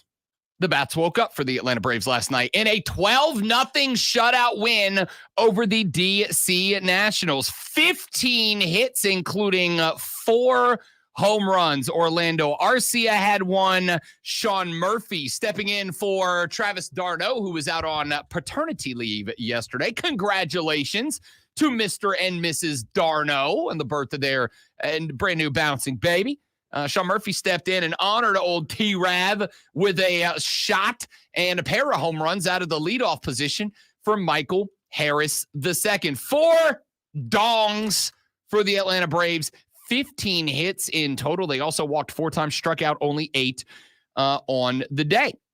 Held the Nationals to just 3 hits on the night. One of them surrendered by Reynaldo Lopez, one of them from Jesse Chavez, one of them from Luke Jackson. That's the good news. There's more good news. The more good news about that is that with the win last night and a Mets loss last night to the Toronto Blue Jays, the Atlanta Braves are now back in a wild card position. Granted, they are tied with the New York Mets for the 3rd wild card spot, but keep in mind that as the Atlanta Braves get themselves set for a 4-game set, they got one more with the Nats on the road today in the nation's capital. Then the Bravos immediately start a 4-game set against the LA Dodgers. This one in Atlanta. They are off on Thursday. And then a 4-game set Friday, Saturday, Sunday, Monday against the LA Dodgers. At the same time that the Bravos are setting up for that 4-game set with the NL's best, the Mets have one more game against Toronto, a team they lost to last night 6-2. Chris Bassett took the loss. Got the win. Peterson took the loss, just his second on the year. They've got one more with Toronto today, and then they are off tomorrow. Then they start a 3-game set on the road against Philadelphia. Atlanta must win 1 against the Dodgers, and then in the other 3 must do whatever the Mets do against the Phillies in their 3-game set.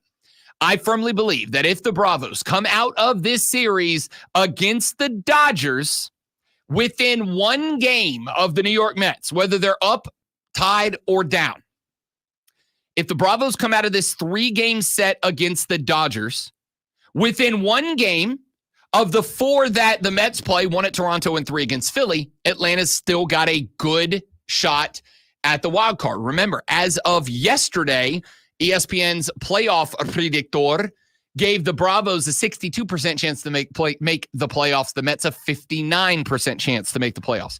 If they're within a game after these 4, 1 against Toronto, 3 against Philly for New York, 4 against the Dodgers for Atlanta, they got a shot. The Mets end up after that with a 3-game set against Washington and then another 4-game set against Philly, this one in New York. The good news for Atlanta on their schedule is after the 4-game set against the Dodgers, they're on the road for 3 against Cincinnati. Not a great team, although they have been a bugaboo for Atlanta this year. Then they've got 3 at Miami. As long as the Braves are within a game, the next 6, the Braves have the easier path to build a lead up to a game or 2 before these 2 teams get together in Atlanta for a 3-game set at the end of the month. The Bravos will wrap up their season with a 3-game set against the Royals, who are an AL wildcard team. The Mets will end on the road at Milwaukee, who do lead the NL Central. So the Braves do have an easier path to the end of the season than the Mets. And the bats came alive. Can they keep them that way? Item number 2. Yesterday, the commissioner of the National Basketball Association, Adam Silver, did a little press conference, and this happened. You said previously that you believe the expansion process would begin in earnest in the fall. It's not quite fall, but was there further discussion during this meeting about an expansion committee that you alluded to, who may serve on that, how that may work going forward?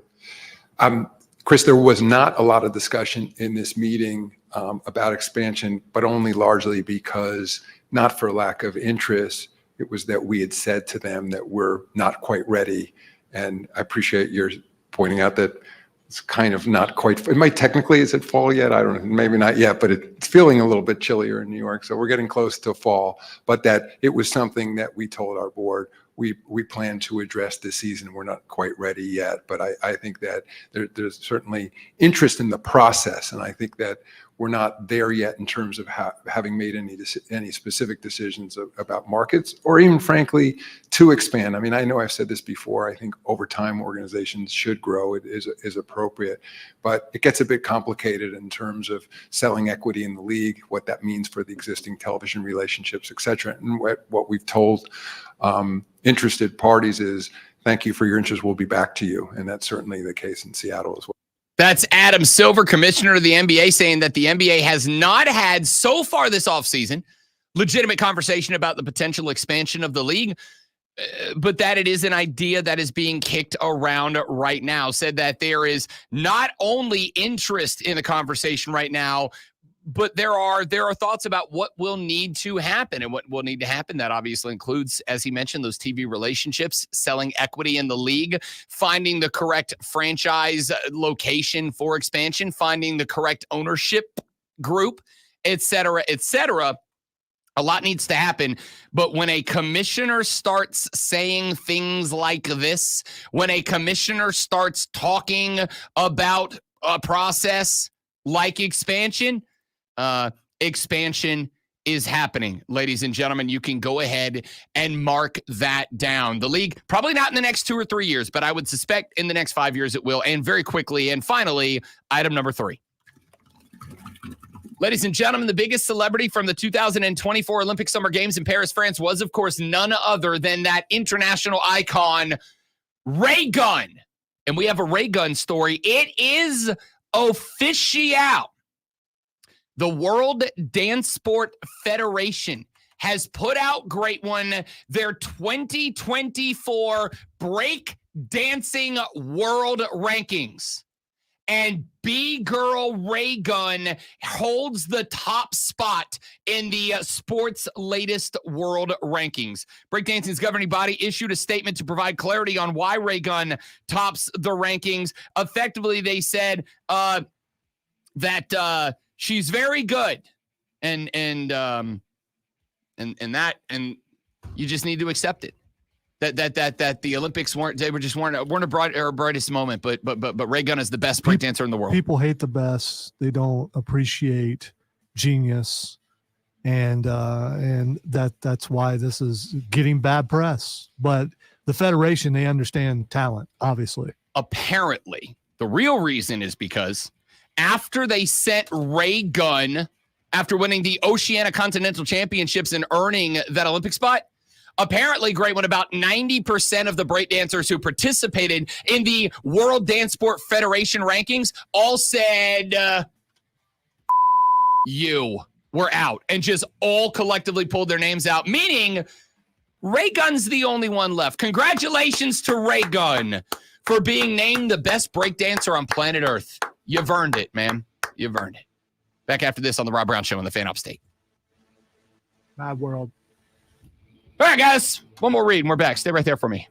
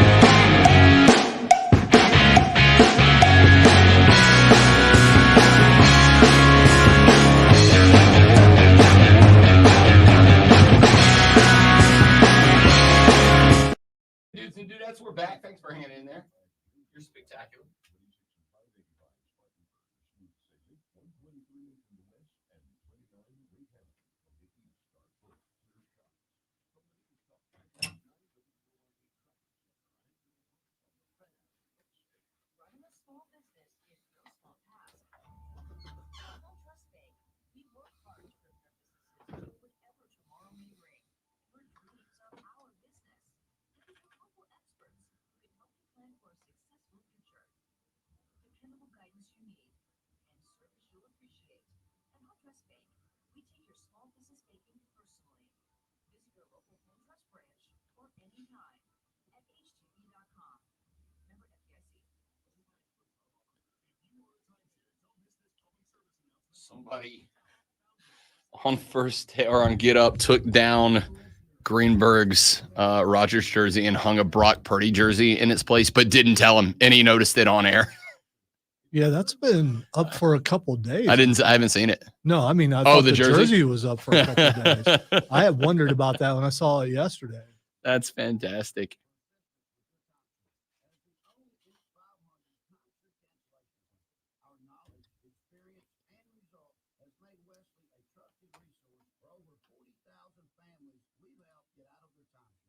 Give us a call, and I'll send you our timeshare exit information kit free with the straight facts about your timeshare and all of your options for cancellation. Call for your free info kit. 800-513-4444. 800-513-4444. 800-513-4444. We'll discuss as we take a bite out of history with Ingles Markets. It's late night, February 24th, 1942 in Los Angeles, California. The U.S. just entered World War II after Pearl Harbor attack, and the whole nation is on edge. Suddenly, soldiers guarding the West Coast catch a glimpse of an attacking force in the sky.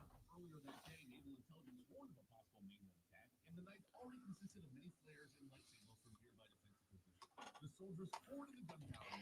Oh, you know what I'm doing tonight is our last night before the football weekend starts? I'm going to watch the Connor Stallions documentary tonight, finally.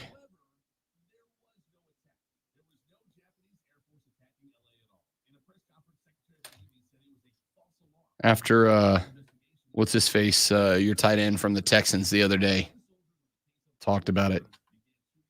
And then J.K. Dobbins talked about it.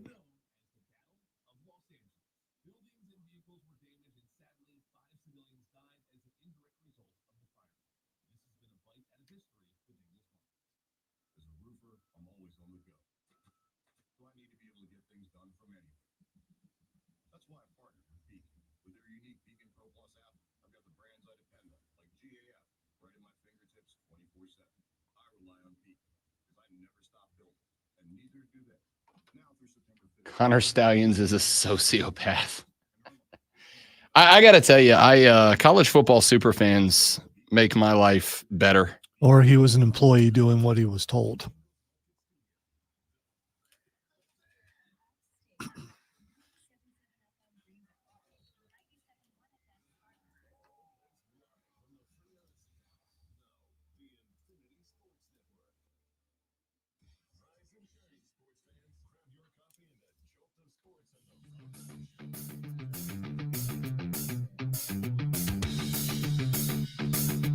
It's the Jackson Ryder Show here on the Fan Ups. It's not. It's the Rob Brown Show. We made fun of Deshaun earlier, and I've been laughing at it ever since.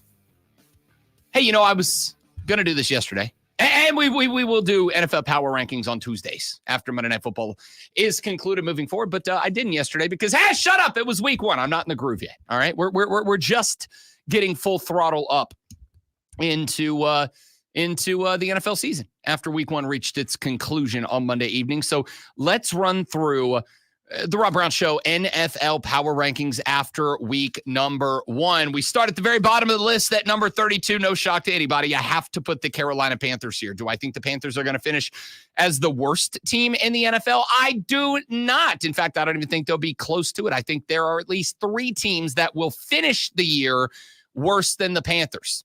However, the Panthers got the doors blown off of them in week one. Nobody can put anybody but the Panthers at number 32 after getting throttled by 37 in week number one. At number 31, I got to put Danny Dimes and the New York Football Giants. He is, in fairness, making his return back from an injury that ruined his season. However, somebody pointed out to me yesterday, it has been, Lonzo, 395 days since the last time that Danny Dimes threw an NFL-level touchdown. What was his injury, by the way? I don't even remember. Wasn't it a knee? Wasn't it an ACL? It could have been. If it was a throwing shoulder, then I think he should. It was a no. The neck was in 2021. He had a neck injury. I remember the neck injury. Let's see here. Let's see. I got the injury report right here. November 5th of last year. Yeah, ACL. I was right. October 8th, 2023, a neck injury in week 5. He then, a few weeks later, had the ACL. He also had an ankle sprain in 2022, a cervical neck pinch in 2021, a grade 1 concussion in 21, a hamstring strain in 2020, an ankle sprain high level in 2020, a hamstring strain in 2020, a high ankle sprain in 2019, and a shoulder clavicle fracture in 2019. Danny Dimes is a walking case study of what happens when you play behind an offensive line that stinks. Woof, woof, woof, woof, woof. Danny Dimes at 31. At number 30, give me the Las Vegas Raiders. I actually had somewhat elevated expectations of the Raiders with Antonio Pierce being elevated to the full-time, but the Raiders decided to punt on 4th and 1 from the Chargers 43 in the fourth quarter when down by 6. You know what the Chargers did? They went 92 the other way, scored, and made it a 2-score game the Raiders couldn't win. I like Antonio Pierce. He's a player's guy. I think the players are going to line up after him. But if that's the kind of cowardly decisions that you're making as the head coach, doesn't matter how much everybody loves you. You're a bad coach. We'll see if he can get that fixed. I got the Raiders at number 30. I got the Broncos at number 29. Bo Nix didn't look as good as everybody said he was going to do. It looked exactly as good as I told you he was going to. Had a couple of good runs. That touchdown that he put into the end zone on a rush was pretty impressive. Got a cornerback in the air on the pump fake and then got him vertical and went underneath. It was pretty good, but he also went 3.3 yards per attempt against Seattle's defense. That's a middle of the pack defense. Denver at number 29 at the Commanders. At number 28, Jaden Daniels. Like, you could see what he can be. He wasn't it, but you can see what he can be. That being said, Dan Quinn was supposed to be the best defensive coordinator in the game. The Commanders' defense got shredded by Baker Mayfield and the Buccaneers. That's why I got to drop them to 28. At 27, I got the Patriots. Ugly box score. Box score belies what happens, which is they beat the Bengals. Again, no T. Higgins. Jamar Chase had been wearing a football helmet for 3 total minutes this year before they started that game. I don't think the Bengals are that bad. I think the Patriots got a little bit of the benefit of the doubt with the week 1 contest. I think the Pats are going to be gritty. I also think they're going to be bad. But based on week 1, I got them at 27. I got 26.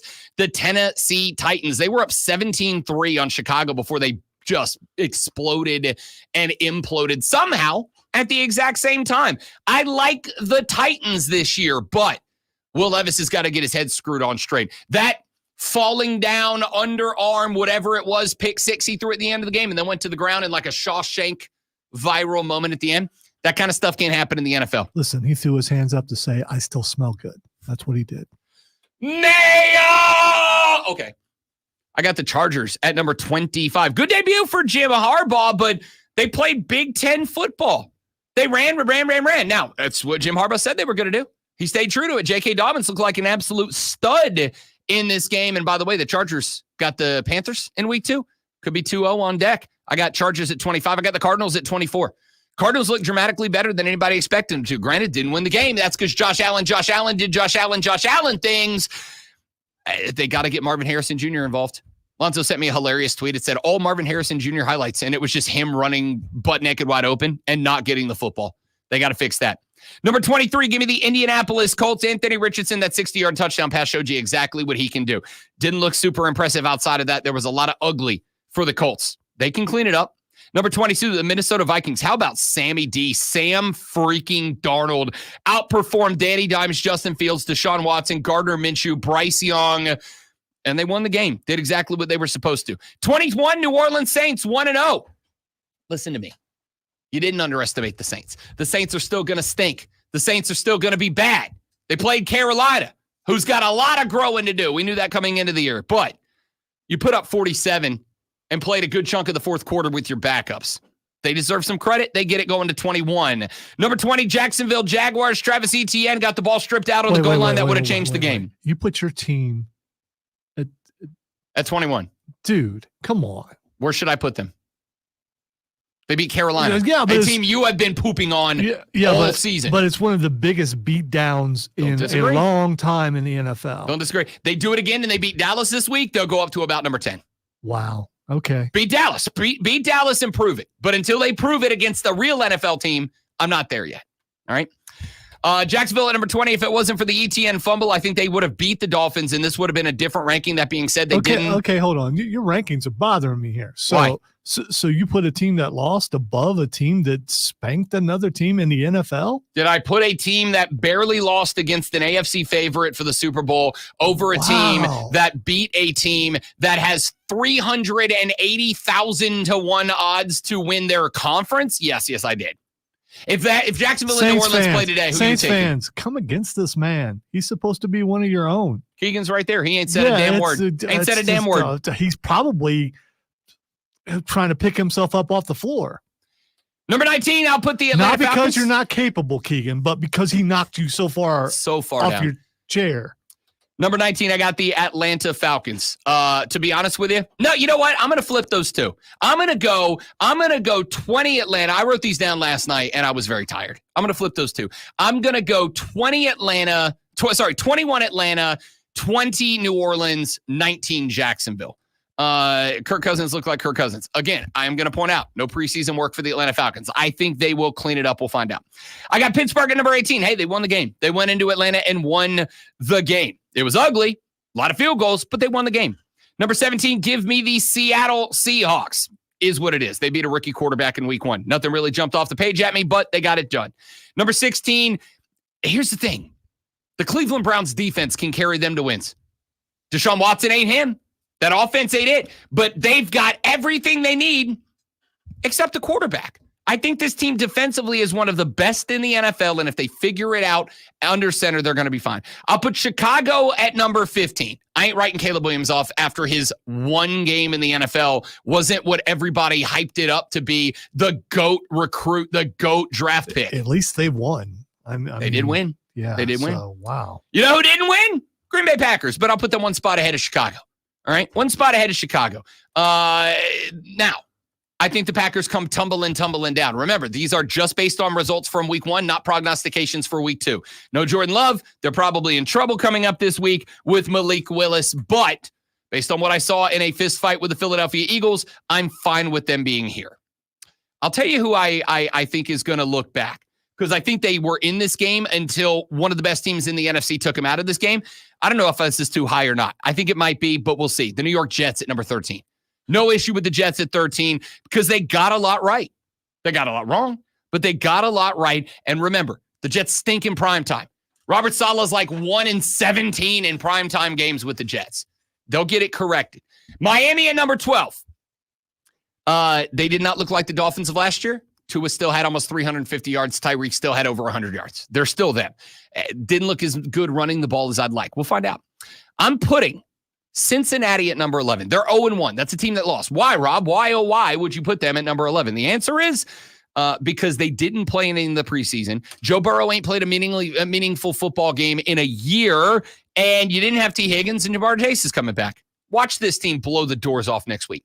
Let's put Tampa at number 10. Why not? Baker Mayfield and the boys offensively shredded Dan Quinn's defense. They go to Detroit in week 2. That's a playoff revenge game.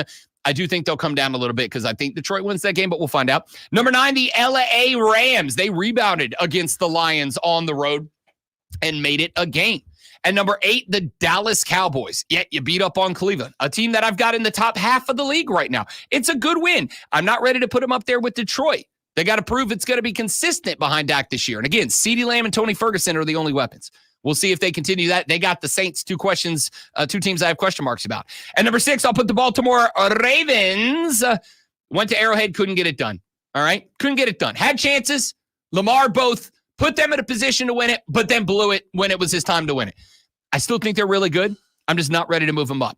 Philly went down to Sao Paulo. I'm not taking the results of this game as gospel for what the Eagles and the Packers are. There was a lot of BS floating around that game. We'll see what this team can do. I got to see a better condition. I got to see a better condition out of the defense. But it was an ugly game with a lot of variables. Number 4, the Houston Texans lived up to what I wanted to see out of week 1. Got into a fist fight with the Indianapolis Colts and then won that fist fight. That's all I can ask for. We'll see what they do with Joe Mixon, who ran the hell out of the football, adding to that pass game. I got Detroit at number 3 after their win over the Rams. It was an overtime game. I would have liked to have seen them put the Rams away conclusively, but the Rams are a very, very good football team. I think it's fine to have them here. Number 2, San Francisco 49ers. No Christian McCaffrey. Didn't matter because, they found a guy. Turns out the 49ers are a wagon. That wagon ain't ready to get over the Kansas City Chiefs. Want to know, here's the thing. I'd like to put them higher. You'd like to go, why so high in a fist fight with the Ravens? As Lonzo has pointed out to us about 11 times so far, the Chiefs love to be in tight games just for the fun. I think at this point, Andy Reid just hates covering the spread. He's going to win the games, but he's not going to cover. Screw you. It's like the game plan for Andy Reid. So there's my NFL power rankings. After one single week, we will revisit these next Tuesday after week number 2. The Andy Reid of sports flashes, Alonzo. There we go. I can do this. Thought we talked about not talking about my weight. The NFL announced it is investigating the most recent allegations of sexual harassment and assault levied against Browns quarterback Deshaun Watson. League spokesperson Brian McCarthy said the league is evaluating the claims under their personal conduct policy, though Deshaun could face more time on the commissioner's exempt list if charges are formally brought against Watson. The Carolina Panthers will be without Pro Bowl defensive lineman Derek Brown for the rest of the season. Brown was injured during the Panthers' 47-10 loss to the Saints last Sunday, though neither he nor the team could specify when the injury happened. Last year, Brown played 89% of the team snaps and was responsible for over 12% of the total tackles in 2023. Hey, tune in this Friday at 7 p.m. as the Burns Rebels head to Greer to take on the Yellow Jackets. It's Burns versus Greer right here on your home for Burns Rebels football, The Fan, Upstate.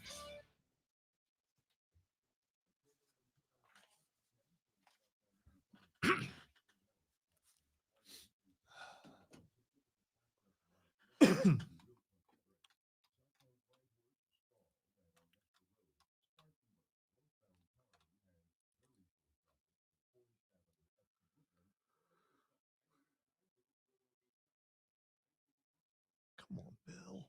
Set your kids up for a lifetime of financial success with Smart Start from Founders Federal Credit Union.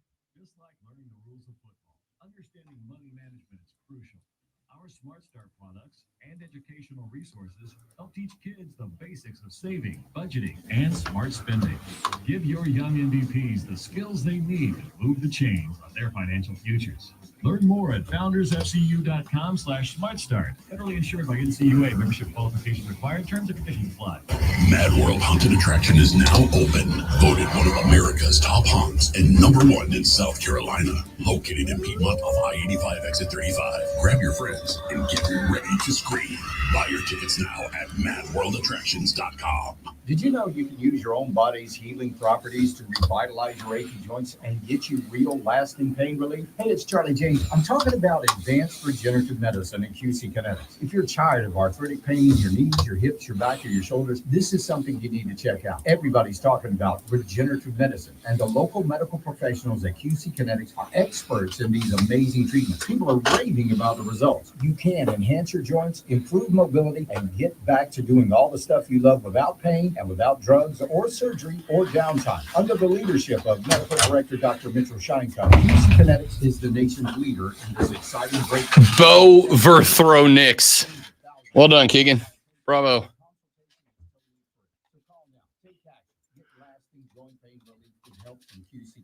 Give them a call at 864-448-30. I don't want anybody else.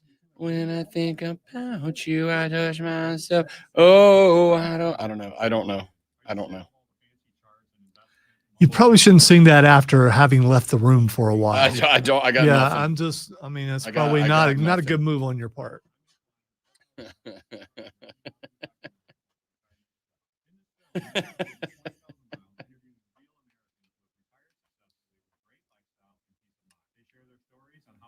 More retirement income with the same dollar saved, and the money is never at risk if the market crashes. That's right. If the market crashes 30%, you lose nothing. Even the super wealthy are shifting money into this new strategy because it increases their retirement income or can allow them to stop working years sooner. So if you are over 50 and want a bigger, better, stress-free retirement, call today to speak to a specialist and get a free copy of this brand new movie, The Retirement Deception. Call 888-231-2573. This is a $30 value, but when you call today, you get it completely free. So don't delay. Call right now. 888-231-2573. That's 888-231-2573. Y'all want to hear about the AARP auto insurance program from the Hartford? Well, if you're age 50 or over, you can save hundreds when you switch. You get some exclusive discounts from items in the air now. We're going to sign you up, baby. Go to visit HartfordAuto.com today for your free quote. When you're with the Hartford, the Bucks got your back. The Hartford Car Insurance Company, not AARP or its affiliates. Individual savings vary. The Hartford pays a royalty fee to AARP, which is used for external purposes. For information and restrictions, go to thehartford.com. Now your ideas don't have to wait. Now they have everything they need to come to life. Dell Technologies and Intel are creating technology that loves ideas, loves expanding your business, evolving your passions. We push what technology can do, so great ideas can happen right now. Find out how to bring your ideas to life at Dell.com. Welcome to Now. When it comes to the best sports talk anywhere, keep the show going, man. Listen to the Fan Upstate on Odyssey, no matter where you are. In the car, at home, at work. Download the Odyssey app on your phone. Search the Fan Upstate, and you're in the game. Hey, now we roll. The Fan Upstate.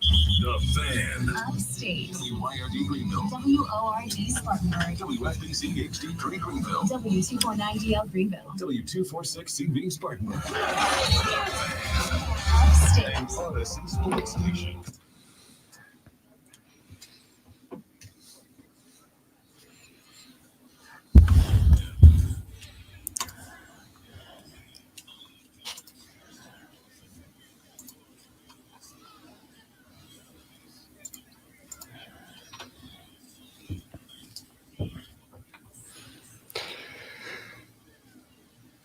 Away we go. The third hour of the Rob Brown Show goes now. Welcome back, ladies and gentlemen. Spectacular, as always, to have you here on the show. Should you elect to be a part of the radio broadcast, now is a spectacular time to do it. The renewal by Anderson of the Carolinas fan phone is open for you at 844-326-3663. That is 844-FANFONE. If you want to jump at us on the phone lines, you are certainly welcome to do it. You can get at us on the text line at 71307, 71307. If you want to come at us in that direction, start your text with FAN, F-A-N, and we will read them on the air. FAN, F-A-N, and we will read them on the show. You can shoot me a tweet at The Rob Brown Show, at The Rob Brown Show. You can get at Lonzo, the great one, at Lonzo on Word, Lonzo on WORD. If you want to go in that direction, you are welcome to do so. Any and all of them available for you, but we do want you on the renewal by Anderson of the Carolinas fan phone at 844-FANFONE. That's 844-326-3663. 8 o'clock in the morning, that's when we do the audio blitz.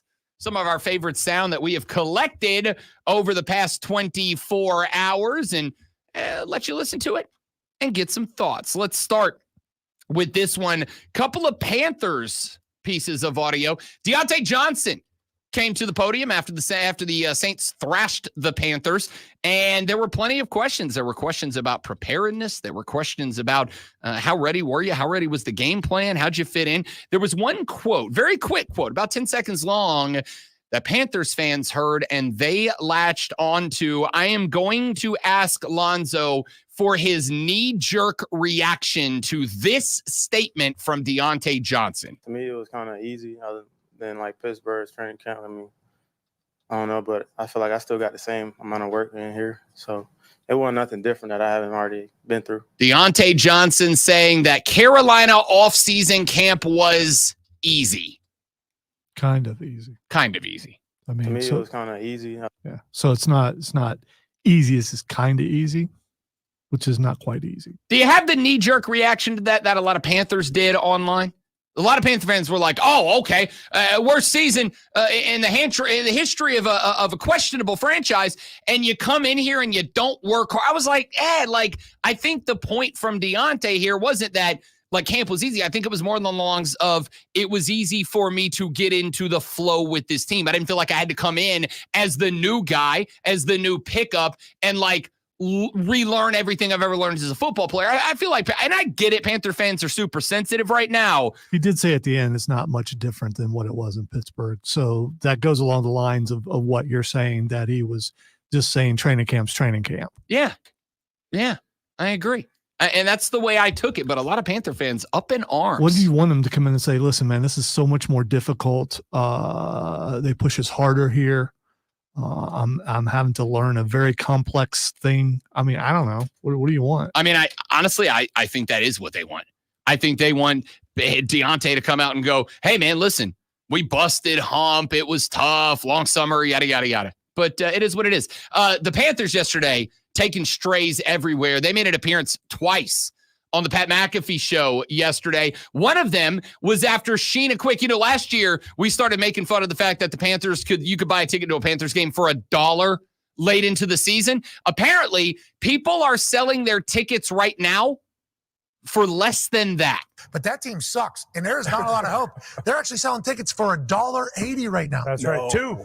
You can get 2 tickets for $1.80 right now to a Carolina Panthers game. It is home opener. Yeah. This would be home opener, $1.80 for 2 tickets. Now, at the end of the year last game of the season, it was raining terribly. They were in front of 100 fans. That is not normal in the NFL. At what point does the NFL look at Tepper and look at the Panthers and go hey, you're going to get relegated?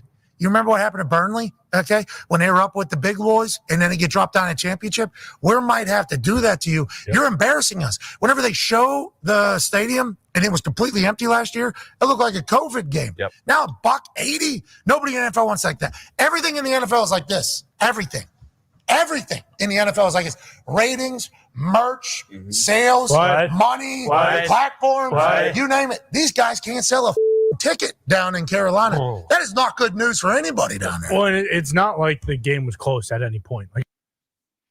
So when I wear my Kansas City gear and go to that game, I'll be all right. I'll tell you right now, great one. Not even kidding. We have been going back and forth about. In fact, I talked to the boss the other day, and I asked him on our behalf if we were going to have any hookup when the chefs come to town. Kansas City coming to, and I won't be able to make it. No, I will. It's November 24th. I think that's Thanksgiving weekend, if I recall correctly. It is. I asked if we were going to have any hookups, and now I'm like, we don't need them. We're not going to need them. We're going to be able to get tickets damn near for free, even to the Chiefs. It's going to be a Chiefs home game. Lonzo's going to get to go to his first Chiefs home game outside of Kansas City. That's how bad it is. McAfee and the gang continued. And maybe Canales going to have to be given time. Okay, there's his previous regime players that they're all probably assuming down there. Carolina Panthers, if you survive a year down there as a head coach or GM with David Tepper at the helm, okay, maybe you get some patience and turn that thing around next 7, 10, 15, 20 years. Yeah.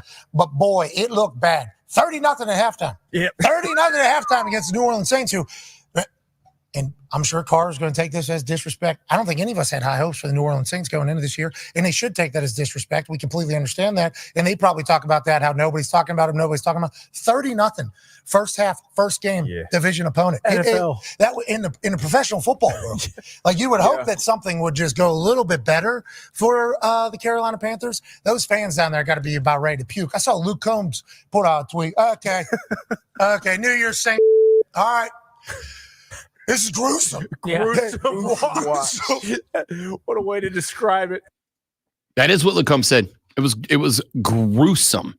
Listen, there's 2 things there that Pat said that I've been saying for a while now. Number one, and I talked about this earlier this morning. It's not the first time. There comes a point where, as much as fans are going to go, why did it take this long? The reality is because the NFL does not like to step on its owner's toes. But there is a point where ownership gets so bad for a program that other NFL owners are going to step in and go, and you're making it harder for us to make money. That's the one cardinal sin of the NFL, right? It's the one thing you can't do. You can go out there and you can get arrested and you can come back.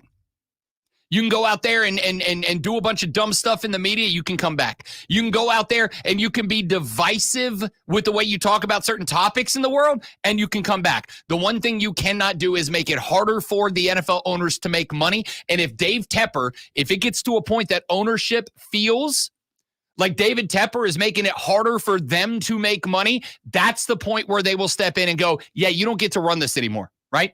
Jerry Richardson didn't get forced out of Carolina specifically because of the things that he did. That's what it's dressed up as. But that's not why he got forced out. He got forced out because the things he did started making people go, we ain't supporting that product. We're not putting money into the system. It was going to cost the NFL ownership money to keep Jerry Richardson in the fold. And they weren't going to do that. It's the only thing you can't do and keep your position in the NFL. So if it gets to the point where the other owners feel like the Panthers are so damn bad that they are costing David Tepper money, they will step in and say, you got to go. Something's got to change. We're going to make you, we are going to vote to make you sell your team. Mac, if you brought it up, and then the other thing you brought up was, this is a long game, guys. This is a patience game. This is not we're fixed. We got Canales. We're good now. This is a long game. And maybe it's the wrong long game to play. Maybe you still lose. But the only way to win the long game is to play the long game. You're playing the long game. All right. So I went to StubHub because it's the first thing that popped up because I was curious. First, I looked at the Kansas City game. Tickets still pretty expensive. So they're still like $80, $90 a piece. But for this weekend, you and I, home opener, by the way, you and I can go for $8 a piece. So I mean, that's it's not bad. No. I mean, if they would fill in parking, that might be a deal to go see the home opener. It will cost us more than twice the amount to park the car than it will to be at the game. And also, for the opener, the gas to get there and stuff. Yeah. But yeah, so it says amazing by the deals. Yeah, I'd say so. Yeah. NFL game for $8. I don't think you can beat that deal. Yeah, that's not bad. It's pretty spectacular. I mean, you can do that and actually be able to afford to eat. Yeah. It's pretty spectacular. Your single glizzy will cost more than the ticket to get in. I get what this is. This is Tepper's about the family, because you can take your entire family there for like $50. Oh man! While we're at it, one more quote from Pat McAfee talking about the fact that Columbia, South Carolina, is the host of College Game Day this Saturday. The Gamecocks fans took that entire place over. I assume there's going to be quite a scene on Saturday morning in South Carolina. Oh, no doubt. I Great assume, fan base. Great fan base. Great. I went to their stadium. They played. My brother played at Akron, and that wasn't obviously a huge game, but great fan base. They show up, and they're like the Cornhuskers. Yes, they've been waiting. Now they got a big time game. They beat LSU. That's huge deal. And college football is just better when Brian Kelly's all the time. When his face is beat red, when he's yelling at his players, just being an absolute maniac on the sidelines. That's when college football is at its best. So we'll see. I'm not saying I want LSU to lose on Saturday, but I certainly, wouldn't be upset. It's going to be rowdy down there because, like we talked about earlier, they don't have NFL football in the Carolinas. They just have South Carolina. No, they got the Carolina Panthers. Yeah. Come on. There's no $1.80 ticket for the South Carolina Gamecocks. No. There absolutely is not. There absolutely is not. Game day got to be there. By the way, how about Clemson catching a stray? Carolinas have nothing. No NFL football. There's nothing but the Gamecocks down there. Woo! McAfee firing off at the Tigers. I think it's a big deal. I talked about this earlier. I'll talk about it again later in the show. Massive opportunity for South Carolina to have nationalized turn to them and to show the nation, and more importantly, all the high school football recruits in it, exactly what they get to play in front of if they come to Columbia, South Carolina.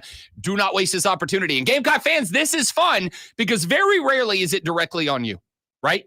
Very rarely is what's put on TV directly on you. Even when you get a national game, they'll show some crowd shots, but at the end of the day, the attention's dialed in on the football team, on the football game, right? Not College Game Day. The attention is on you, the fans, the fan base, the mob. You better show up.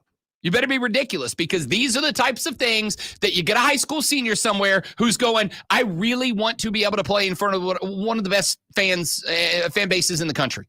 This is your opportunity to prove that you're one of them. Regardless of the product on the football field, your chance to prove that if you come here and help us build something special, you will be a part of something special. It's a big deal. Travis Hunter from the University of Colorado just showed Deion Sanders how it's done. We're going to break down the game, Nebraska game. They came out fast. They hit us in the mouth. We ain't had no response. That's pretty much what happened. And Nebraska's a good team, man. They beat us fair and square. And we just got to come out and do better. We got to play Colorado football, and that's not Colorado football. No discredit to the team. Good team. They played good ball. But I want to give more credit to their fan base and the way they got their stadium set up. They give you hell from the time you step foot out your locker room to the time you get to the field. That environment was top 10. Yeah, I got to give it to them. The little light show in the fourth quarter, that was good too. I ain't even gonna lie, that was a good little show, boy. That fans was loud on third down when you break the huddle, when you get in the huddle. I can't even think to myself how loud it was. Yeah, shout out to Nebraska. That is Travis Hunter and his co-host on his podcast, giving a bunch of love to the Nebraska Cornhuskers for the environment that they brought against Colorado on Saturday night. And may I just say, props to Travis Hunter. That guy sounded like a class act, like a pro. That's how it's done, Deion. That's how you do it right there. Don't make it about you and all the issues you're having in the program. Just be a guy. Just be a dude. Travis Hunter was a dude right there. I love that. Good on him for saying those things and for doing those things. I love it. What on Travis Hunter? That's how the hell you do it, Deion. All right, one more before we get up out of here. Actually, probably two more, but they're both very short. The Auburn Tigers are quarterbacked by a young man by the name of Peyton Thorne. Peyton Thorne did not have a good day as Auburn loses to Cal this weekend. Sorry, Keegan, heart hand emoji. I love you. Peyton Thorne threw 4 picks in this game. Yesterday, he was on the SEC Unfiltered podcast. Yeah, obviously everyone says that, you just don't listen to it and all that. And sometimes that's easier said than done because in today's world, they come at you in all different angles. You hear it verbally. That's probably the least one. But, just walking down the street, you hear it sometimes. And then obviously the social medias, they hit you on Venmo, all types of stuff. So, you just have to block it out. You have to go back to where your foundation is in your life. And for me, that's, my faith and my family. And so, just doing that, but also just keep the focus on what's next. Like I said, there's nothing we can do about Saturday, but I can handle today. They're coming after your Venmo, Peyton. They explain that one to me. I've never heard that. Like they send you cash? No, they're definitely not sending cash. Okay. It's funny when they lose money, they want the money back, but when they win money on a parlay, no one's ever sent any money. So I see now. Yeah. What a dumb question by me. I understand now. Okay. Peyton Thorne says after games he gets Venmo requests from fans wanting him to fork over some cash for blowing their parlays, but they never want to seem to give him money when he hits one. Was that Paul who wasn't paying attention? Was that who that was? I don't know who it was. It was the host of SEC Unfiltered. Okay, it sounded like Feinbaum. No, it wasn't Feinbaum. Are you sure? Yeah, it was two guys who host that show. I don't specifically know exactly who it was that made that. Hilarious nonetheless. And I love that Peyton Thorne's got a good attitude about it, right? A lot of guys could have made themselves into that situation, especially after the game he just had. A lot of guys could have made himself into a victim in that spot. Oh, it's kind of tough to go out there and do this when I'm getting out and I'm getting in the locker room and I got 1,000 Venmo requests from people who are blah blah. He didn't. He had to laugh about it, and I respect that out of Peyton Thorne. I wish him the best. All right, very very quick last one. Jordan Mason, immediately after the game, replaced Christian McCaffrey, who they announced as inactive minutes before Monday Night Football. Jordan Mason was doing his post-game interview and got asked, hey, when did you find out you were going to start? When did you find out? I just said that. When did I find out? Maybe Friday night, something like that. Okay, short answer, right? No big deal. He found out Friday, except for the 49ers didn't announce it till Monday. Now, at the end of the day, it doesn't really matter all that much unless Christian McCaffrey is your fantasy football running back. And you didn't know that he wasn't playing on Monday and all the games Sunday were over, which means if you did not have a running back also playing in this game, your team was screwed. I happen to get very fortunate and ended up with Jordan Mason on my team. So I got to replace CMC with CMC's backup. That was my strategy going in. Worked out well for me, at least in this one game. Except for there were a lot of people who didn't have that and were very, very upset that the 49ers apparently told Jordan Mason on Friday he was going to be starting on Monday, and nobody made that announcement during the weekend. Well, Jordan Mason went into his post-game press conference after that, the actual press conference, and was asked about that scenario. When did you find out that you'd be in the starting lineup? that question right there is why I'm at. That's why I don't like really talking to media, because you say one thing wrong and then, you know, I don't know. Just skip that question. I want to be very clear. Jordan Mason didn't do anything wrong. Okay? Didn't do anything wrong. He has no reason, if he got told that he was going to be the starter on Friday, no reason to hide that information. The only people who have a reason to hide that information and to be upset about that is the team and the media who reports on the team, because they got left in the dark about a massively important situation for an NFL, NFC Super Bowl contender, a team that was there last year on the legs of CMC, who, if the team knew on Friday and didn't report it until less than 30 minutes before the game on Monday, that's a real bad look. So the media is upset, but I just want to be very clear. Jordan Mason, they're not mad at you. You didn't say anything wrong. You didn't do anything wrong, and you shouldn't be taking heat for this. The 49ers absolutely should, because that's an impactful story that if Jordan Mason is telling the truth, even if it was a slip-up, and said that he knew on Friday that he was starting on Monday and nobody else said anything, it's a real bad look for San Francisco, not Jordan Mason. Back after this on the Rob Brown Show on the Fan Upstate. New life. All right, guys, one more live. Stay right there. We'll be back in just mere moments from right now.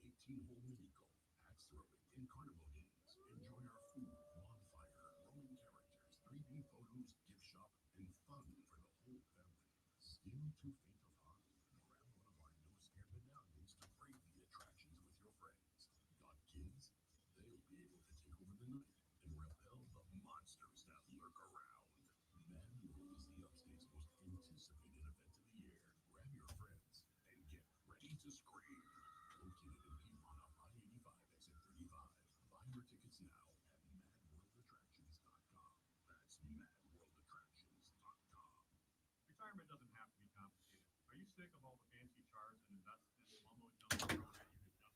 Breaking: the Steelers preparing Justin Fields to start versus the Broncos. The team will continue to monitor Russell Wilson in practice. Mm-hmm. Look, you don't rush him back because either. Yeah, Russ, come on, man, come You on. don't rush him back. Come on. If Like I said yesterday. Hey, Justin listen, Fields- that looks like that hurts, man. I saw you wince. So just set out another game. It's okay. It's all right. You're our guy. I want you to know you're our guy. You're our guy. But we want to take care of you. You haven't been taken care of anywhere you've been, but here we're going to take care of you. So you just take it easy another week. It's all right.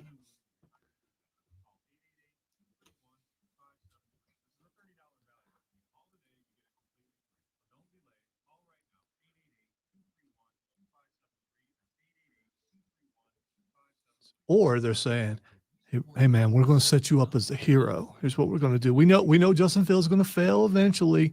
You're going to come in and you're going to look all world. You got to wait for your moment. It's going to happen. Maybe not till mid-season, maybe late season, but it's going to happen. So you just wait around. It's going to be all right.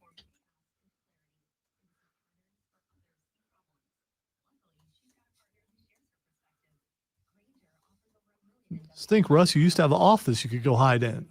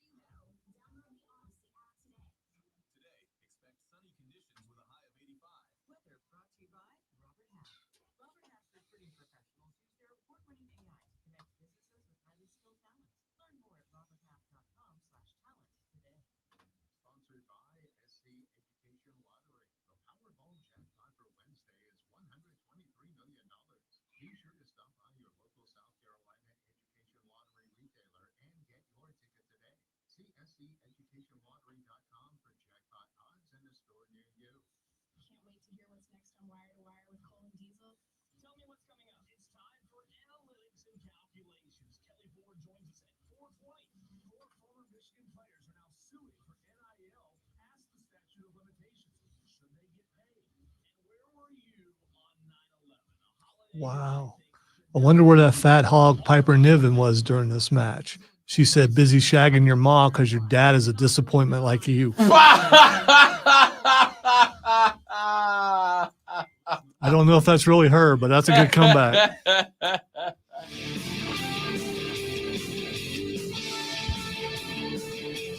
The Rob Brown Show back on your radio. It is the Fan of State. A couple of things to knock out real quick here in a short segment. I will begin with this. We talked about Jordan Mason, the comments he made. He said immediately after the game on Monday that he was told he was going to be the starter last Friday. He got asked about it in the postgame presser, and he said, you say one thing wrong and you get beat up by the media. Nobody's beating up Jordan Mason. Beating up the fact that the 49ers, if this is true, the 49ers knew on Friday. Now, what I bet happened is that Jordan Mason got told on Friday, be ready to start Monday. Because we knew McCaffrey was kind of dinged up. We didn't know on Friday if he was going to play. My bet is what realistically happened is Jordan Mason probably got told, be ready to play on Monday in case we need you. And the way that he said it was he got told to be the starter on Friday.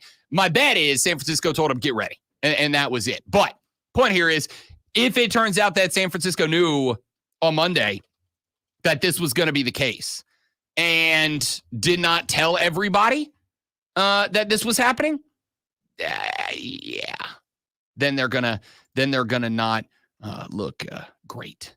Not great in that spot. Here's another thing that just happened. Those of you that have listened to the show for any length of time, you have heard us talk about a listener that goes by the name of Cinderella. Cinderella was a founding member of the Welcome Home podcast. It's a phenomenal South Carolina podcast that I have been invited on every now and then to talk. He also is a contributor for College Baseball CNT here in the area, talks a lot of Gamecock baseball, football, basketball, et cetera, et cetera. Well, Sin put up a tweet the other day.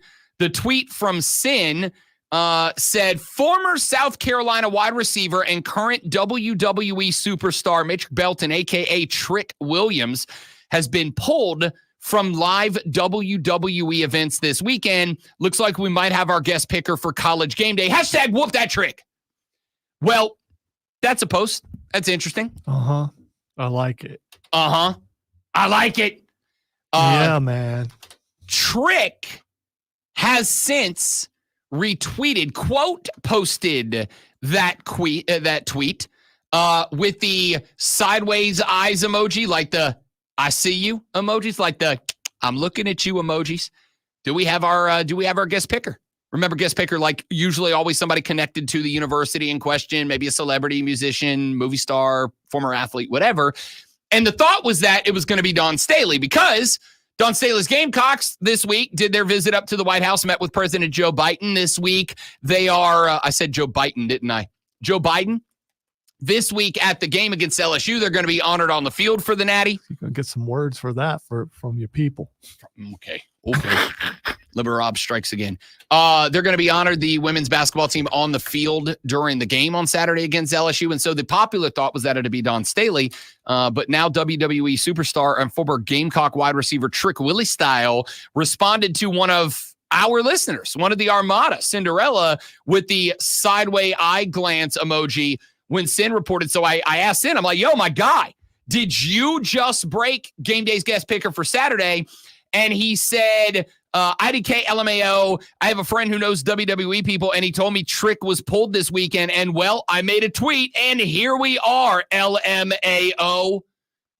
So I'll let you know I reached out to Trick and his PR people, and I would say, I said, hey, look, we are the, and I think I'm pretty comfortable saying this, the number one sports talk radio show for Gamecock talk in the Southeast, or excuse me, in the upstate of South Carolina. Because the other station ain't doing anything at all.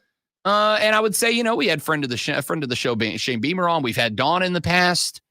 Like, it's us, right? So if we can get Trick up in here, if we get an email back from Trick that says, yeah, I'll be on, I'm ready to come on Friday, then I think we'll know the guest picker. We do spend more time in Columbia than anybody else. That's true. We keep going over there and coming back with hardware.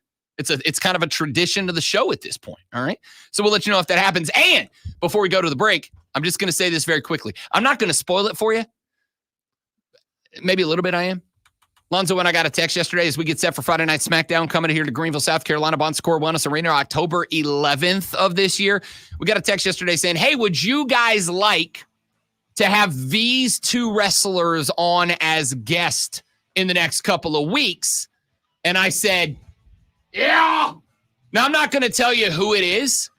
I'm just going to say, if we get this individual on and he says, hey, I'm willing to come on, Rob Brown, let me talk to you, I would say it's going to be very cool. Yeah, the other one. She would say, Rob Brown, you need to be on time, which you're not right now. The other one, if we can get her on, she would indeed say, I'm glad we got on the show.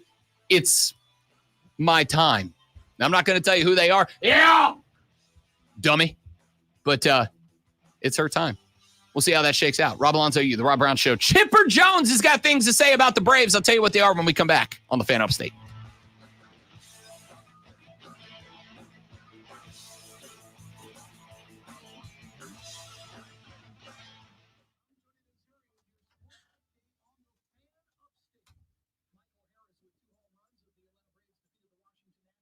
Bow, bow, bow.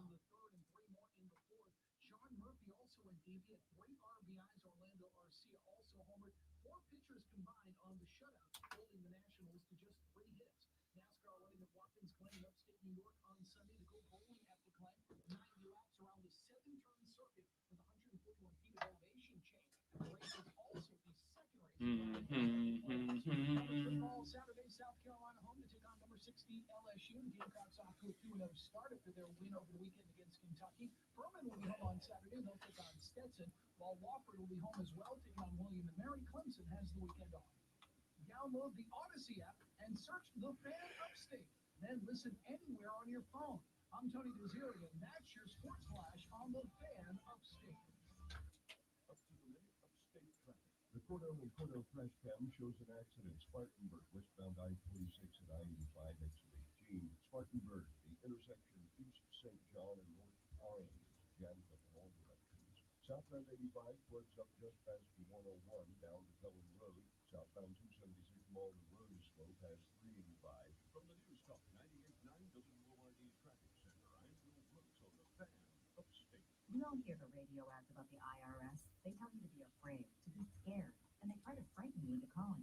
I'm not here to do that. Tax Relief Advocates is different. TRA is here to tell you that if you owe money to the IRS, whether it's $5,000, $50,000, or $500,000, we have a solution. It doesn't matter if you're sitting in your car, at work, or with your kids. No matter where you are, call now. 800-575-6986. Don't lose hope. TRA can eliminate or reduce what you owe to the IRS. Generous programs are now available that can give you a fresh start.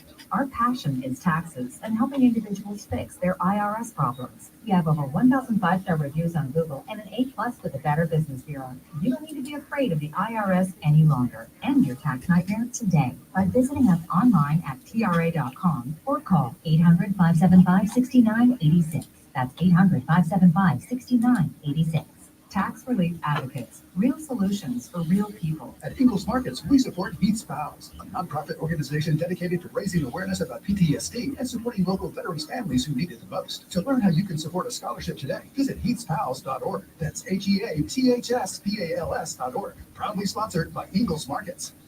Join us at the Bohemian Bowl on Saturday, September 14th from 12 to 4 p.m. for a special Military Appreciation Night benefiting Upstate Warrior Solutions. For just $20, enjoy a delicious shrimp boil and 2 refreshing beers from Savage Craft Ale Works. We'll have live music from Foxy J and the Jury, plus a silent auction. It's all happening at 3620 Pelham Road in Greenville. Come out and show your support for our local veterans. Learn more at BohemianBowl.com and UpstateWarriorSolution.com. Let's give back to those who have given so much. Our daughter Jessie loves playing detective. But since we discovered she has sensitive skin, we've been playing detective too. We thought the problem was our puppy. But it was actually our old detergent. So we switched to Tide Free and Gentle. Tide Free and Gentle has no dyes or perfumes, so it's gentle on your skin. If it's got to be clean, it's got to be Tide Free and Gentle. This back-to-school season, Tide and Downey are giving back with $1.5 million in scholarships. Chris just texted the show and said, if you get, I will be there with roses. My wife granted me 1 hall pass, so call me Steph Curry because I will be shooting my shot.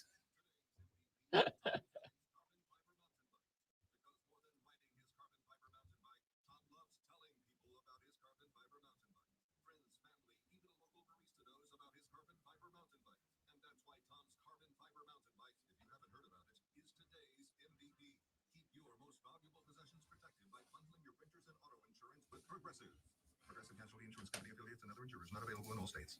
As a roofer, I don't have time to fail. Homeowners rely on me, so I rely on Beacon. Beacon's unique network of branches work together to give me what I need when I need it. And with the Beacon Pro Plus app, I've got the brands I depend on, like GAF, right at my fingertips. Now through September 15th, purchase high-quality GAF with Beacon Pro Plus and earn up to $1,500. Go to BECN.com or download the Beacon Pro Plus app today. Beacon, always building. I don't feel so good. I do feel hot. Dayquil Kids will take care of that fever. What about my cough? Dayquil Kids has that covered. Will it make my throat feel better? Yes, that too. But will it taste good? Yes, Dayquil Kids.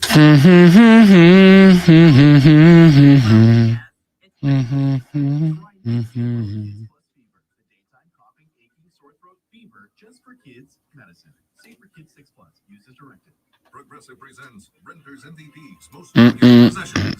Today's MVP, Joe Fallon's bedroom mini fridge. Sure, this pint-sized chiller's max capacity is 3 soda cans, but what it lacks in stature, it makes up in cooling strength. Each beverage a perfect 37 degrees every time. And the 2 feet Joe walks to get a drink, priceless. That's why his mini fridge is today's MVP. Keep your most valuable possessions protected by bundling your renters and auto insurance. Why does Joe have to walk 2 feet to get in the fridge? Why don't he just reach? Just next to his bed, just stretch out, dude. I want a fridge next to my bed. I would never leave the house on Saturdays. Gotta pee sometime. That's fair. Okay, I would leave the bed a lot fewer times on Saturdays. Actually, technically, I would leave the bed more on Saturdays because I'd only leave the bed once, technically, right now. But if you put a fridge next to me, I don't have to get up, then I would have to leave the bed multiple times only to pee. Which would mean you leave the bed more times than one. Right. Yeah. And that's a good thing because that also means I get in the bed more times. I appreciate your Steiner math. Technically correct is the best kind of correct.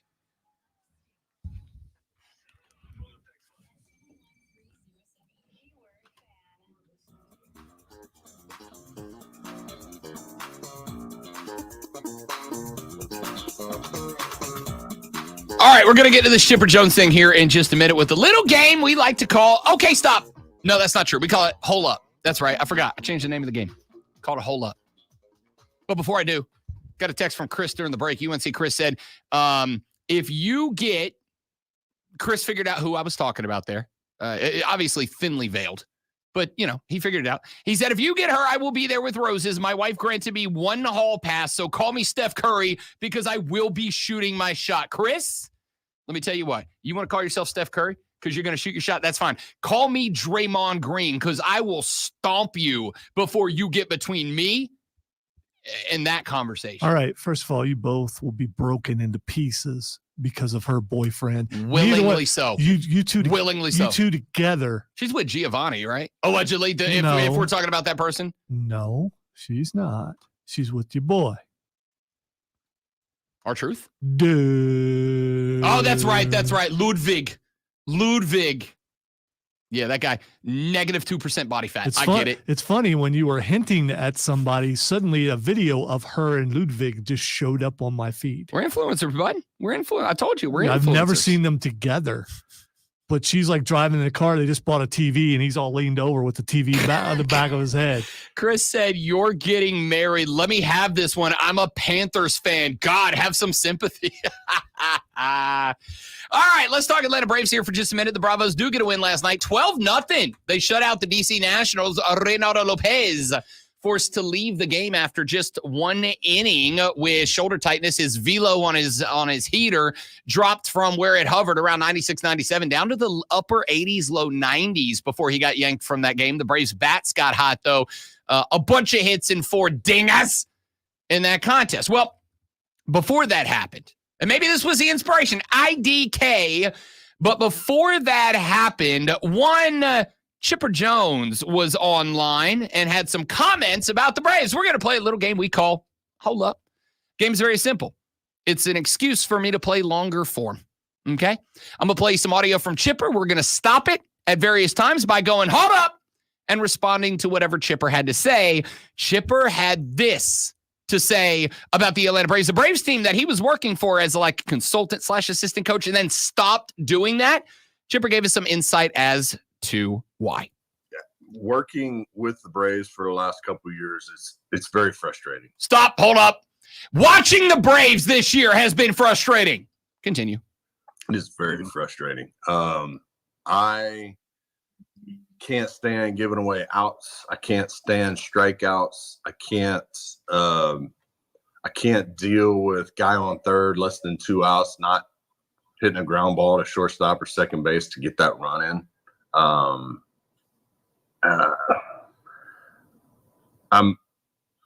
can't stand, every once in a while not laying down a bunt for your best hitters. Hold up. Everything Chipper's saying right now, yes, infuriating because Atlanta, and it worked for him last year. And this is the problem, is that sometimes you do something that is unorthodox and it works. But the reality is the reason that thing's unorthodox is because it works far fewer times than it doesn't, right? Building a team that is built off of the long ball works very rarely. It worked for the Braves last year. I would argue it didn't work for the Braves last year because it got them into the playoffs as the NL East divisional champs. But then what happened in the playoffs for the second year in a row as a team that was built on chicks digging the long ball? I actually think Chip says that here in just a minute.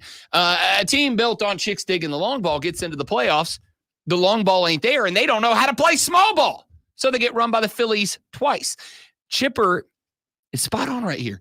If you can't play small ball, if you can't bunt a guy from second to third, first to second, if you can't hit a laser at the shortstop on the ground so that the man on third can score, if you are effectively sending guys up there in multiple spots just to swing for the fences, it's not only very frustrating, but it is a spectacular way to lose more than you win. All these things that really help help you accumulate numbers.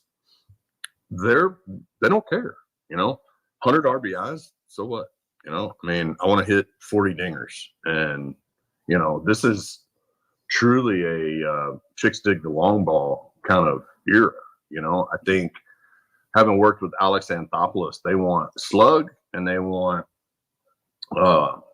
guys who get on base, at a high clip, but they don't promote enough, I think, the getting on base part.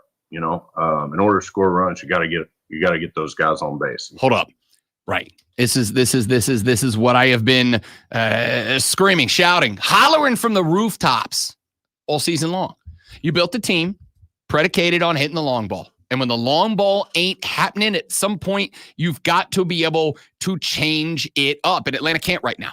Atlanta cannot figure out how to change it up at this point. And if they can't figure out how to change it up, what do you expect is going to happen, right? This is like a team in the NFL or in college football that goes and gets a great quarterback and builds itself on its ability to throw the ball, to wing that thing around the field. But if that quarterback's not clicking, if that quarterback's not hitting, at some point you got to be able to go, okay, we're going to downshift. We're going to run the ball. We're going to run the ball until we get into that rhythm and that timing and the routine. It's the same thing. It's just baseball. And Chipper's exactly right. This team is predicated on, built around, dudes going yad, and if dudes can't go yad and they can't hit the long ball, they're going to stink. The Braves. Hold up. And you've seen it. I didn't want people to think that I wasn't paying attention. Oh, yeah, no, for sure. You can keep going. Oh, okay. Perfect. Thanks. This year, last year it was like 307 homers. It was ridiculous. And in a year like that, everything's great, but when the market corrects, like it is this year for a team, obviously having lost Strider and Acuna are huge blows for this ball club. You have to do other things. And until recently, the last week or 10 days, the market has corrected and they have struggled. Hold up. Yes. Big time. And it's hard to watch. I don't watch as much as I want to because I find myself throwing flip-flops at the TV and, just. All right. Hold. Come on, dude. A flip-flop thrown by you probably could destroy that TV. An ex-baseball player, don't throw stuff, dude. And stop going before it's just like he's going to expire before we play the last part of the clip. Expire. You're going to play the last part and you're going to say, hold up. He died. Expire. Hold up. He died. Incredible. All right. Last 3 seconds. Just being frustrated. And I'm too old to do that, man. Yeah, me too, Chip. Me too. And I do want to point out. Did he just take a hit or something? Right? No, he's are you sure? Yeah, Chip's advanced in age now. Like he's still younger than me, probably. He's 52. Told you. Yeah, not by much, but he is. No, listen. I think he's spot on, and I will even tell you. I'll go one step further. I haven't watched nearly as much Braves in the second half as I did the first half. Okay. I just haven't. I watched front runners. Again, it's not even that. Where you care so much. I do. That it hurts you so deeply that you cannot support your teams. Maybe don't try to elbow drop me. Let me explain why, because I got a good reason. It's not because they're not the front runner. I'm a Saints fan, for God's sake. 99% of the seasons I've watched every game, we have sucked. I will watch a team when the team's not good, but they're going about it the right way. I prefer Scorpion Death Drop, by the way. Whatever you want. Whatever verbal wrestling move you want to go with. The point for me here in this spot is thus. I can't get down with watching a squad that just does the same thing over and over and over and over and nothing changes. And I'm at the spot now where I realize that's what the Braves are. I can't tell you how many one-run games I watched where Atlanta gets late into the game and they're in a small ball contest, and what do? They send up Arcia, and he's swinging to try to hit a ball to the moon. And they send up Big Bear, and he tries to hit a ball to Saturn. And they send up Olsen, both of those cats with 155 situations where if you just hit a ground ball up the gap, just gapper, you're scoring a run, and we're talking about a game that is at least tied up. Maybe you're winning. But no. We go up there and we try to go yard. And when that doesn't change, and it's just that all the time, and there's no difference here. We got a texter a minute ago, and I'm gonna play into this. He said, agree with Chipper, but when Strider, Acuna, Albies, and Austin Riley currently out, Murphy missed half the year. It's not a normal year, not even close. I agree with that. But see, here's my problem. That doesn't mean that Marcell Ozuna can only try to hit home runs, that Matt Olson can only try to hit home runs, that Arcia can only try to hit home runs. That doesn't mean that d'Arnaud can only try to hit home runs, that Sean Murphy can only try to hit home runs. Can't happen, right? In fact, if anything, it should be the opposite. When you got this many guys out, when you got this much power out of your lineup, in that spot, you should not be doing nothing but swinging for the fences. Quite the opposite. In that spot, you should try to be winning with baseball. Just play baseball. And I'm with Chipper. As somebody who, for the first 3 months of the season, I was watching 85% of Braves games. Ask Alonzo, I used to celebrate because Tuesday, the Braves are playing a day game at 2:30 in the afternoon. And I'm going home to watch. I'm working from home with the TV on because I'm watching the Bravos. And now I'm like, whatever. I'm missing the end of the season the last end of the season, which is going to be a playoff race for Atlanta with the Mets for that final wildcard spot. I'm missing it because I'll be down at the wedding and then doing a tour de force around Florida as a mini honeymoon. And I don't feel sad about it. I want to feel sad about it. I want to feel like I'm genuinely missing something. I'm going to be sad when I'm missing other things that are happening in the wedding. I mean, I'll be more excited about my wedding and my tour de force of Florida with the fiance. It's going to be, at that point, it'll be the wife. It'll be great. But there's other things I'm missing in the world of sports I'm going to be sad about. I'm not sad about missing Braves ball. It is what it is. That's why I'm frustrated. That's why Chipper's frustrated, and Chipper's right to be frustrated. You should be frustrated because I talk too long and prevent you from hearing Lonzo's Sports Flash. In case you missed it, the Atlanta Braves beat the Nationals 12-0 yesterday, recording 15 hits and 4 home runs in the process. With the win, Atlanta is tied with the Mets for the final wild card spot. Some of you will actually be watching that. Apparently not Rob. The Carolina Panthers will be without Pro Bowl defensive lineman Derek Brown for the rest of the season. Brown was injured during the Panthers' 47-10 loss to the Saints last Sunday, though neither he nor the team could specify when the injury happened. Last year, Brown played 89% of the team snaps and was responsible for over 12% of the total tackles in 2023. Tune in Saturday at 12:30 as the Furman Paladins take on the Stetson Hatters. It's Furman versus Stetson right here on your home for Paladins football. Also, tune in this Friday at 7 p.m. as the Burns Rebels head to Greer to take on the Yellow Jackets right here on your home for Furman and Burns football, the Fan Upstate.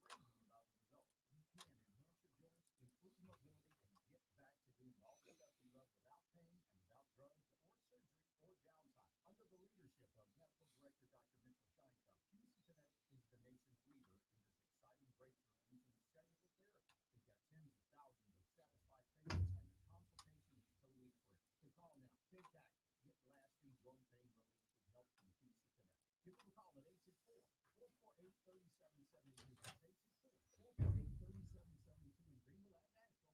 864-448-3772.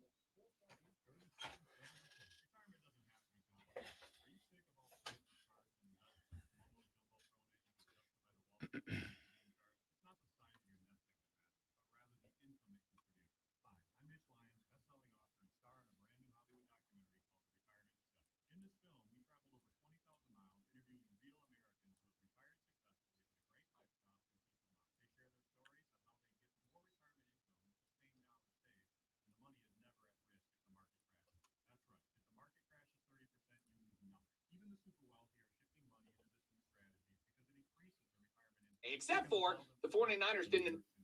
I said Mario will link.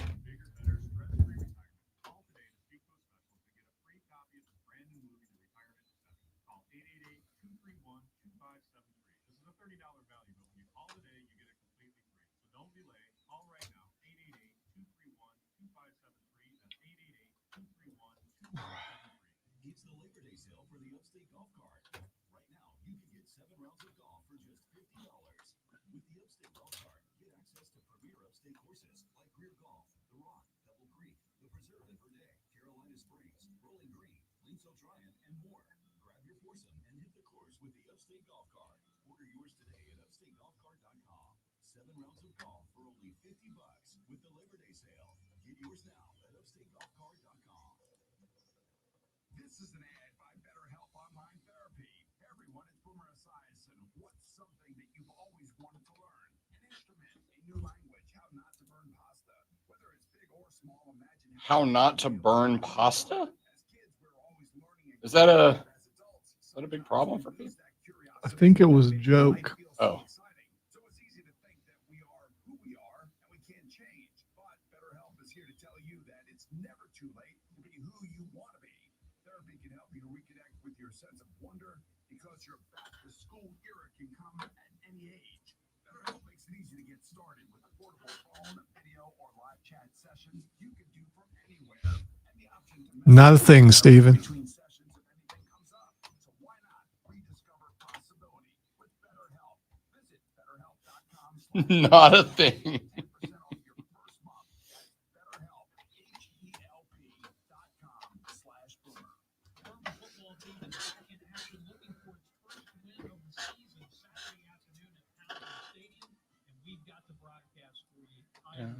Dun, dun, dun, dun, dun, dun, dun, dun, dun, dun, da, da, da, da, da, da, da, da, da. Dun, da, da, da, da, da, da, da, da, da. 12:30, countdown to kickoff on the Fan Upstate. When it comes to the best sports budget, it's all on there. To the Fan Upstate on Odyssey, no matter where you are in the car, at home, at work. Download the Fan Upstate. Search the Fan Upstate and you're in the game. Hey, now we roll. The Fan Upstate. Good morning. Hello, Mario. Hello. How are you? I'm fantastic. How about I'm you? so You're glad looking you're slim, my man. 55 pounds down, pal. That's like as much as you weigh. Yeah. Soaking well on Sunday. All right, let's go. Here we go. Showtime.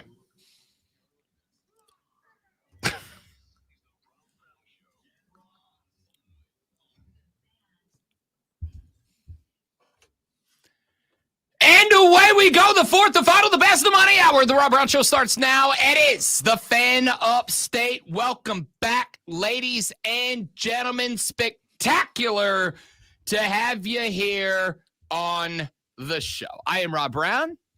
The great one, Lonzo, is over there. And now it is time for me to begin this handicap match that I find myself in every Wednesday at 9 a.m. when we are joined here on the show by the executive producer of BetMGM Night. He is also an NFL and NBA betting analyst for the BetQL Network, the former executive producer of Bet for the Cycle, which airs every Saturday from noon to 4 in the BetQL Network, starring former MLB player Cody Decker and me, Rob Brown, maybe the handsomest duo of hosts anywhere in the country. Hayden S. Mario Heron from the BetQL Network here on the show. We missed you the last couple of weeks because the BetQL Network has been relatively busy with a brand new lineup of shows pretty much every day, every hour, except Saturdays noon to 4. And for some reason, they decided to hand you responsibility. Yeah, hey, what are you going to do? We got BetMGM Game Day every Sunday from 8 a.m. to 11 a.m. Eastern with Jason Lock4, Kate Constable, and Joe Ostrowski. And we have BetMGM tonight that you can catch Rob on every Tuesday at 8 p.m. with Brad Evans and Ryan Horvat. So make sure you guys all tune in. Stats a good time. And side comment, who do I need to pay at the Fan Upstate to take all of the audio of me pumping up the Panthers and to burn it? And to burn it all, just burn it to the ground. I'm willing to pay $50. I got you, man, for free. Thank We're you. good. Thank you. Never happened. So let's talk about it very briefly. Because this is where I was going to go anyway, right out of the gate. So I'm glad you brought it up. I apparently am the last and only optimist here. I'm like the last of the Mohicans, but it's positivity. All right, over here I got the power of positivity for the Panthers. Here's my thought, Mario. Let me lay it out on the table, and then you can shred it as you see fit. I got a young first-year head coach who's only in his second year of play calling. He's working with a quarterback who has gone through, during his NFL tenure of 1 year, a dumpster fire with Frank Reich and Chris Tabor last year and David Tepper and all that he's caused the problems with as his only time of experience in the NFL. The wide receiver core brings in a new number 1 in Deontay over from Pittsburgh to be the number 1. It moves the number 1 Adam Thielen down to number 3 into the slot wide receiver. It moves the number 2 receiver, John Mingo, who was the number 4 last year, and you bring up Xavier Legette to be the number 4 receiver, a rookie, brand new wide receiver core. I've added 2 offensive guards. It moves one of my tackles over to center, meaning I got one old tackle, 1 new tackle, a new center, 2 new offensive guards. As far as the offensive side of the ball goes, everything is brand new, and Dave Canales made one major mistake, which is he only played the starters for like 1 series in the preseason. If you don't think that patience is a virtue in this case, I don't know what to say. Yes, that was a bleep poor performance. Game over, man. It's game over. Awful performance on Sunday. And to a team I still think is going to be very mediocre. I said this with you guys Tuesday night. That I think the Saints are the most smoke and mirrors team from week 1. That's my own team, and I believe that. But did anybody think this team was going to come in and just look like gangbusters out of the gate? Come on, man. Like, it's going to take some time. I'm with you. It's going to take some time, but the thing that kind of brought all the alarms in my head in this game was this wasn't like you were facing the Niners. It wasn't like you were facing the Lions, Eagles, I'll throw Cowboys, like a team that is competing to win the NFC. You're facing a divisional opponent that a lot of people would call a rival. In those games, we always talk about when you come to handicap it, those games are weird. They're always somehow close, and they somehow come down to the last second. And, you have those weird instances where said team is 3-10. They play the team that's 10-3. The 3-10 team wins. Why? Because it's a weird rivalry game and those weird things happen. They faced the Saints, and the Saints did that to them. They beat the living crap out of them. They made them look like a high school team. All 3 phases of the game looked bad. Pick on the first snap. Defense led up scores on Saints' first 9 possessions. Special teams gave up a blocked punt and a long punt return. All 3 phases, terrible. Then you lose your Pro Bowl defensive tackle. On top of that, I had faith. I'm not selling all of the stock. I'll keep 1, but a lot of it's gone. The divisional opponent thing is the part that scares me the most, and I think having the Chargers in week 2 is also not a good sign, because if there's any coach in the league that wants to send a message more than Jim Harbaugh, I would call you a liar. He's the guy that's going to want to pound the football. He's going to want to get his receivers activated. He wants Joshua Palmer to have a very good day. He wants Quinn Johnson to keep building up confidence because, boy, does he need it, because on a one-on-one with no safety over top, he can't win a matchup. It's a tough spot for him. I think it's only going to get worse. That game's going to be 20-0 in a very newly improved and physical Chargers defense, which I don't know if you saw last week. Joey Bosa looks like the Joey Bosa from 2-3 years ago, and that's a scary man. I don't disagree with that. And I would go so far as to say, yeah, you're probably going to lose to the Chargers this weekend, especially if J.K. Dobbins is going to be J.K. Dobbins like he was J.K. Dobbins last week. Harbaugh warned us we're going to run the ball. And now the Panthers don't have Derek Brown to help stuff the run up the middle. So, yeah, listen, I'm not trying to argue that this is like a 10-win football team. I'm not even trying. Yeah. I'm saying I took over 4.5, and so did most people. That's why they are I think one of only 2 teams whose win total was increased by Vegas during the offseason. What I'm saying is, yeah, that game wasn't competitive. And yeah, that game looked awful. And it did look awful. That game was awful. What I'm saying is it takes time to lay a foundation. And I don't think, Mario, that people are, I think fans do this frequently. I think they look at what's happening from sideline to sideline and goal line to goal line, and that's just all they consider. And they don't consider ownership. They don't consider coaching scenarios. They don't consider all the other, because it's not just Dave Canales. Like I said, it's all the dumpster fire that was the Frank Reich hire, the dumpster fire that was the end of the Matt Rule era. It was having 2 interim coaches in the midst there. All these things compound and stack up into a breaking point, and I think the breaking point was this offseason. And as I pointed out to Lonzo earlier, the big trigger on all of that is Dave Tepper. Quick question. What have you heard from Dave Tepper since Dave Canales was hired? Not a damn word, right? Let it go, bro. So I am hanging on the optimism that Tepper figured it out and he's getting the hell out of the way. And I'm going to let Dave Canales have some time to fix the room covered in diarrhea that was left behind after the last 2 years. I will agree with you on that point, is give Dave Canales time. Like, I'm a big Canales guy. I said, coach of the year long shot. Like, that's kind of worth something. Give him time to keep building something there. Because they're like you said, there could be something there. The team's very, very young. Bryce Young's still a very young quarterback who just went through technically a 3rd head coach right now. So that's going to be very hard for a young player to kind of get that and overcome that.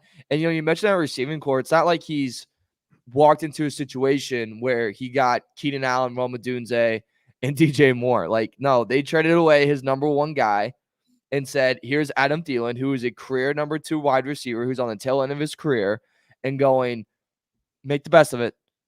Like, that's what he got. Like, it's not a good hand to get. He's playing poker. He got, 4 and a 7 off suit. And the board, he looked at it, and it's a king, and it's queen, and a 10, and he's going, guys, I am in trouble. Didn't get a great hand. He's going to have to figure out from there. I want to, shut the door on this, I guess, whole quick era of Bryce Young, but at the same time, just keep your expectations low. Very, very low. I think that's fair. All right, let's talk about some other teams around the league. We talked about it. I talked about it with Brad and Ryan on your show yesterday. We'll talk about it here on my show, and I'll give you the chance to answer the same question. Let's start with an individual team. People want to make it out like the Dallas Cowboys are back. And isn't it just another year where Dallas is going to look good all regular season long and wipe out? Like, why are people getting excited that Dak got paid and now Dallas is back?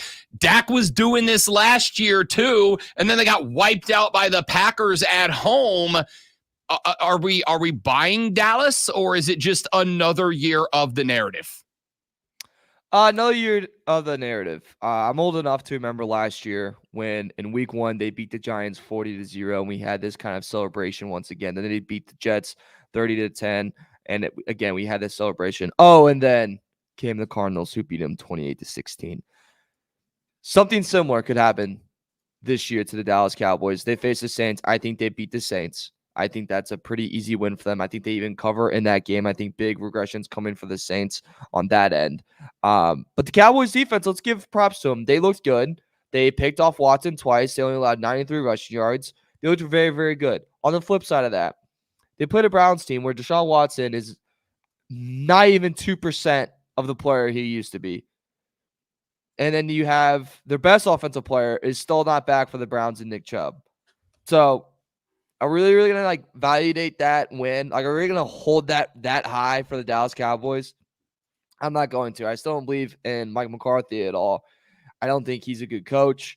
I think he's a bad loss away from really losing that locker room to a whole different level, and then it really becomes an explosion. The regression's going to come. I don't think it comes this weekend against the Saints, because I think the Saints are going to have a big come back to reality moment. I think it's going to be next week when they face the Ravens, and Jim Harbaugh is going to be pretty pissed off. John Harbaugh, I'm sorry. I've been talking about Jim too much. That's when I think that's going to they're going to come back down to reality and say, yeah, we are middle of the tier playoff team and nothing more than that. Talk to me about the Saints. Are they real, or is this just the result of playing a bad Carolina team? Because I told you last night, I told Brad and Horvey last night, I still think Dennis Allen's one of the worst coaches in the league. That didn't suddenly change, but you also had Derek Carr, who coming into this season, I've talked about this a lot, underappreciated. Guy's one of the most efficient, not electric, not exciting, but efficient quarterbacks in the league. He doesn't miss open throws, doesn't make any that are like, get him on SportsCenter, but he doesn't miss open throws. And he came into the season going, look, I was banged up all last year. He had the shoulder issue, the head injury. Like, that guy was a walking mash unit. He said, I'm excited about the offense. We got playmakers. We got speed in Shaheed. We got Olave, who can catch anything that's within 1,000 miles of his hands. Alvin Kamara is back, and he certainly looked at 83 rushing yards this past week. Jamal Williams, who is a national treasure, and we must protect that man at all costs, and I will go to war for him, okay? Yes. Like he said, this offense is going to be different and something special, and they bring over Clint Kubiak, who ran the passing offense for San Francisco the last couple of years, which, you know, got him to some Super Bowls when he was in charge of it. On the flip side, Dennis Allen, and this team's very old. Should I be optimistic, hating ass Mario, or should I just follow my gut and prepare myself for massive disappointment in this team? Get ready for massive disappointment, because the key thing you said there, they're very old. And in the very old, you look at the next 4 games, and they have very tough matchups. So they have Cowboys this week. That's tough. You have the Eagles after that you host. And then you have the Falcons, who, yes, they were kind of a disappointment, but there's a lot of talent on that team. And it's a divisional game, so it's going to be a rough one. Then you play the Chiefs in Arrowhead. Whew, there's going to be some back to reality-ness that you're going to see in these next couple of weeks for the Saints. And that's just the way it goes in the NFL. I think this team is probably, as of now, the biggest threat to kind of take their division over the Buccaneers, because apparently the Buccaneers just didn't lose a beat this offseason. And again, we can go ahead and erase the tape of me crapping on the Buccaneers 100%. I still think they're the best option to kind of take that team out just based off what we saw in week 1. But I wouldn't be too high on them going, oh, they're going to be a wild card team. Oh, they're going to be in the playoffs. I wouldn't go that high yet. I think you still need to see more. Now, if they go in this 4-game stretch and they win 3 out of the 4 games, I think then you have every right to go, hey, this team's legit. Hey, this team's for real. Hey, we have something cooking. But if they go 1-3 during this, I think you see, all right, guys, we're just, we're in the same spot we were last year in this purgatory area where the franchise can't make a decision if we need to go forward or go backward and just completely tear it all down. And we got to start at one point, wake up and smell the roses going, our roster's pretty old. It's time to revamp it. I agree with that entirely.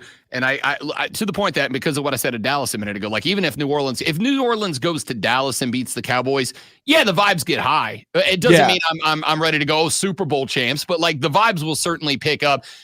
Week 1. Biggest surprise to me was not Carolina getting throttled by the Saints. It was New England, who I think is the worst team in the league. I'm not changing that up today, beating Cincinnati. Now, on one hand, no T. Higgins, got a busted hammy. Jamar Chase had practiced for, I believe, 19 seconds this offseason before he strapped on the helmet to play week 1. But since then, something interesting has happened. There's a lot of footage of Joe Burrow flexing that wrist and kind of working it out. There's a video of him picking up a Gatorade bottle and then kind of looking like it almost hurt to pick that up and having to switch it to the other hand to use it. Are we in panic mode about the Bengals?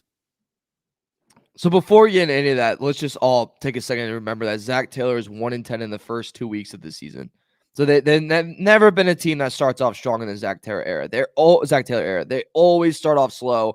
They always start off as a team that you go, hey, they lost it this year, and then they turn into the Bengals that we all know and love them for. Joe Burrow. It looked in that game that he wanted to throw it anywhere but downfield. He wanted to do dump down. He wanted to be Drew Brees. That's what he wanted to be. That could be concerning. Could that be the risk? It could be. Could that also be that he's had receivers hold out in that the chemistry is just a little off. And when you throw, the longer you go, the more trust needs to be there, more chemistry needs to be there. Flip side of that, how much chemistry does he really need with T. Higgins, Jamar Chase? He's played with Jamar Chase since college. They know each other pretty well now. So the trust should be there. It's going to look worse for Cincinnati. I think the panic button is a little bit there. I think this week, Chiefs, I took it at 5.5 yesterday, which I hate 5.5. That's my least favorite number in all of betting. It's just kick me in the nuts as you take my money, but kick me in the nuts and take my money. Bet MGM. That's where we're at, baby. I took that at 5.5. I bet it again at 6. I think the Chiefs are going to welcome the Cincinnati Bengals in an Arrowhead, and they're going to put Burrow ahead everywhere around that locker room, and they're going to kick the living crap out of them. I think it's going to be a message game. I think they're going to turn up the pressure on Burrow. I think they're going to go, hey, we're going to force you to throw the ball downfield. Let's see how good that wrist really does feel. It's going to get worse for Cincinnati. This is not going to be a pretty game. 154 passing yards against the New England Patriots. Welcome to the big leagues. Welcome to a defense that's won Super Bowls with a defensive coordinator that's arguably top 3 in the league. It's going to get worse for them. And if you go 4 for 11 on third down against Kansas City, you might as well just go ahead and take the loss and not even play the fourth quarter. I don't disagree with that take. The only way Cincinnati escapes is if T. Higgins comes back and they have the full complement. If they are down at all, I think they're in trouble against Kansas City. Don't disagree at all. Hayden as Mario Heron is an NFL and NBA betting analyst for the BetQL Network, also the executive producer of BetMGM Tonight with Ryan Horvat and Brad Evans. You can hear that show right here on this station every single weeknight from 7 until 11 p.m. He is also the former executive producer of Bet for the Cycle, which airs noon to 4 on the BetQL Network, and is a guest at my wedding next weekend in St. Augustine. Hayden as Mario, you ready? I'm excited. I'm not even going to make you get the tattoo while we're down there. We're just good vibes only. Well, I just picked out the outfit. Let's go. For the wedding. So there we go. Let's go. I just remembered I have to pick up my dry cleaning because I was supposed to pick it up on Monday. I still have not done that. Mario's still learning how to adult. It's cute. Thanks, big dog. We'll talk. Actually, we won't talk to you next week because I'm off on Wednesday, but I'll see you in Florida next week, pal. I'll see you in Florida, the Sunshine State. Let's get weird on the dance floor. You know what's happening. Hey, Nas Mario Heron from the BetQL Network here on the Rob Brown Show in the Fan Upstate. Urban. All right, brother, we got to run to a read. I appreciate you, big dog. I'll holler at you later this afternoon. Awesome. See you guys. Thank you. Love you, Lonzo.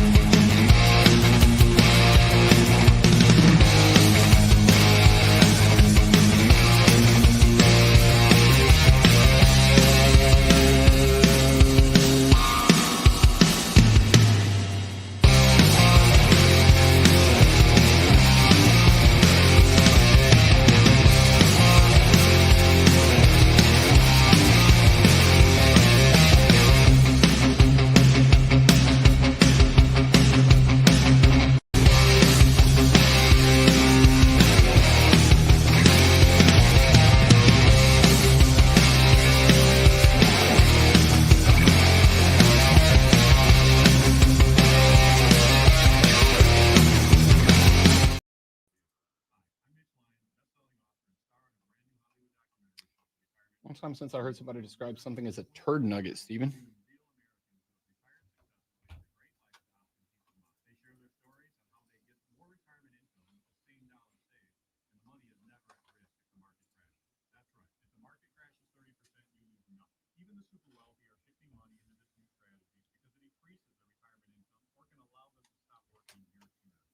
Over 50 and want a bigger, better, stress-free retirement, call today to speak to a specialist and get a free copy of this brand new movie, The Retirement Deception. Call 888-231-2573.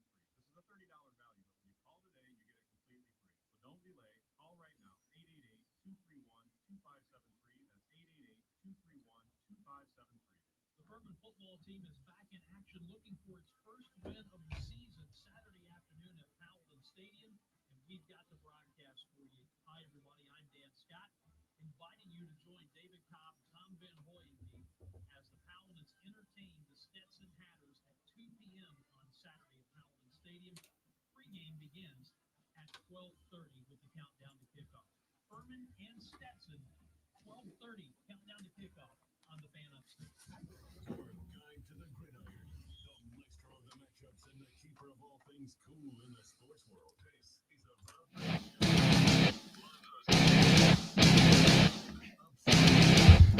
All right, short segment here, so I'll bring this up very quickly. It is official, finally, the United States men's national football team has a new gaffer, a new leader, a new manager, and that manager is Mauricio Paracheno. He got the official hire yesterday, a 2-year contract. It is a 2-year contract because that will ensure that he is in charge through the summer of 2026, of course, the year that the United States of America will host the World Cup. They are going to make sure that the Argentinian is in charge of the program, a program that last night found themselves fighting with New Zealand to a 1-1 draw. It was not ideal for the Americans last night, as New Zealand was able to pop a goal late in that contest to save a draw. Captain America, Christian Pulisic, very not happy with the performance. And in the post-game interview, they said, hey, how do you expect Mauricio Paracheno to step in and culture build around here? And Pulisic said, there should already be a culture. We shouldn't need to build a culture. There should already be a culture. This should be a team with the talent we have, with the ability we have. This should be a team that already has a culture and identity, and we just don't. And he's spot on. He's spot on. It absolutely should, and it just doesn't. This should be a team. This should be an organization, a federation that even if we are not competing with the Argentinas and the Italys and the Germanys and the Englands and the Spains and the Frances of the world, it is a team with a country of 30 some odd million people in it that should have been able to forge and craft an identity. And when you have what, at least on paper, is the most talented roster of American soccer players that you have ever had at one time on one roster, it kind of stinks that you've got to bring in a manager from elsewhere 2 years away from not just playing in the World Cup, but hosting the World Cup. What is happening now should have been happening 6 years ago. Not now. What is happening now, 2 years from the World Cup, should have been happening before the last World Cup. But it didn't. And it didn't because the U.S. Soccer Federation had its own head so far up its own rear end. It was so ingrained in promoting the MLS. It was so ingrained in just sheer and outright nepotism that we effectively wasted 4 years. It was just wasted 4 years. And so now here we are 2 years away from the World Cup. Actually, less than 2 years away from the World Cup now, obviously. Less than 2 years away. And we're roster building. I mean, we're roster building. We are just finding and signing a gaffer at this point. It's not a good look. Now, with that being said, I'm actually relatively excited about the hiring. All right. Do I think it's a slam dunk? I can't say it is. Pochettino does not have a ton of, actually no experience coaching international footy. And coaching international football is very different than coaching domestic league football, right? Now, Pochettino has a ton of experience coaching domestic ball, and not just coaching domestic ball, but coaching domestic ball at some of the biggest clubs in the world. He has coached at Paris Saint-Germain. He has coached at Chelsea, et cetera, Tottenham Hotspur, some of the biggest organizations in the world he's been in charge of. So he's got that experience, and that's good. The guy knows pressure. There's not more pressure in coaching than coaching English Premier League football, than coaching French top division football. You can't do bigger than that, right? That's getting an NFL job in the world of soccer. But he doesn't have international experience, and there is a difference, because with international experience, you got X amount of days, weeks, whatever, to bring in guys that have learned everything they've learned at domestic clubs and go, that's great, put that aside, we're doing this for this club. And if you don't get that right, we're going to fail. And I don't know if that's going to be something he can do or not. But as far as what was on the table, what was available for Team USA, it's as good of a hire as they've made in my lifetime. We'll see how it plays out. Congrats on a good hire. Back after this on the Rob Brown Show on the Fan Upstate.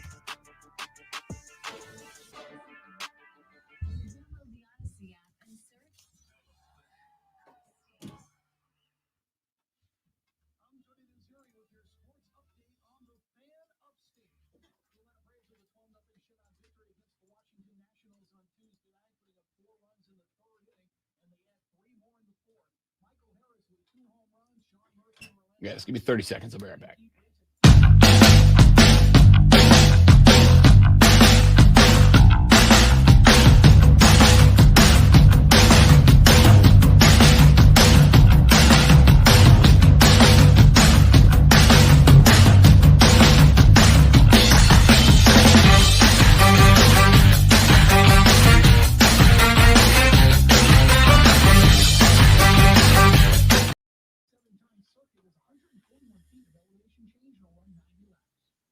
Download the Odyssey app and search The Fan Upstate. Then listen anywhere on your phone. I'm Tony Desiri, and that's your sports flash on The Fan Upstate. Mad World Haunted Attraction is now open. Only one of America's top haunts and #1 in South Carolina. Mad World is much more than just a haunted house. It's a fall tradition like no other. Explore your way to the award-winning and elaborate haunted house and trail. Haunted house is not your thing? We have 18-hole mini golf, axe throwing, and carnival games. Enjoy our food, bonfire, rolling characters, 3D photos, gift shop, and fun for the whole family. Still too faint of heart? Grab one of our no scare medallions to brave the attractions with your friends. Got kids? They'll be able to take over the night and repel the monsters that lurk around. Mad World is the Upstate's most anticipated event of the year. Grab your friends and get ready to scream. Located in Piedmont off I-85 exit 35. Buy your tickets now at madworldattractions.com. That's madworldattractions.com. This is where it starts. Morning, James. Welcome in, big dog. Good to have you. Glad you're here, as always. I don't know who it was that asked earlier, but yes, Rashad. Oh, it was Steven. Yes, Rashad is, as of right now, Rashad was scheduled to be here tomorrow. And he is not. Usually he would let me know by now if he's not going to make it because he gets called into the office or whatever. And he has not done that yet. So I shall assume Rashad will be here.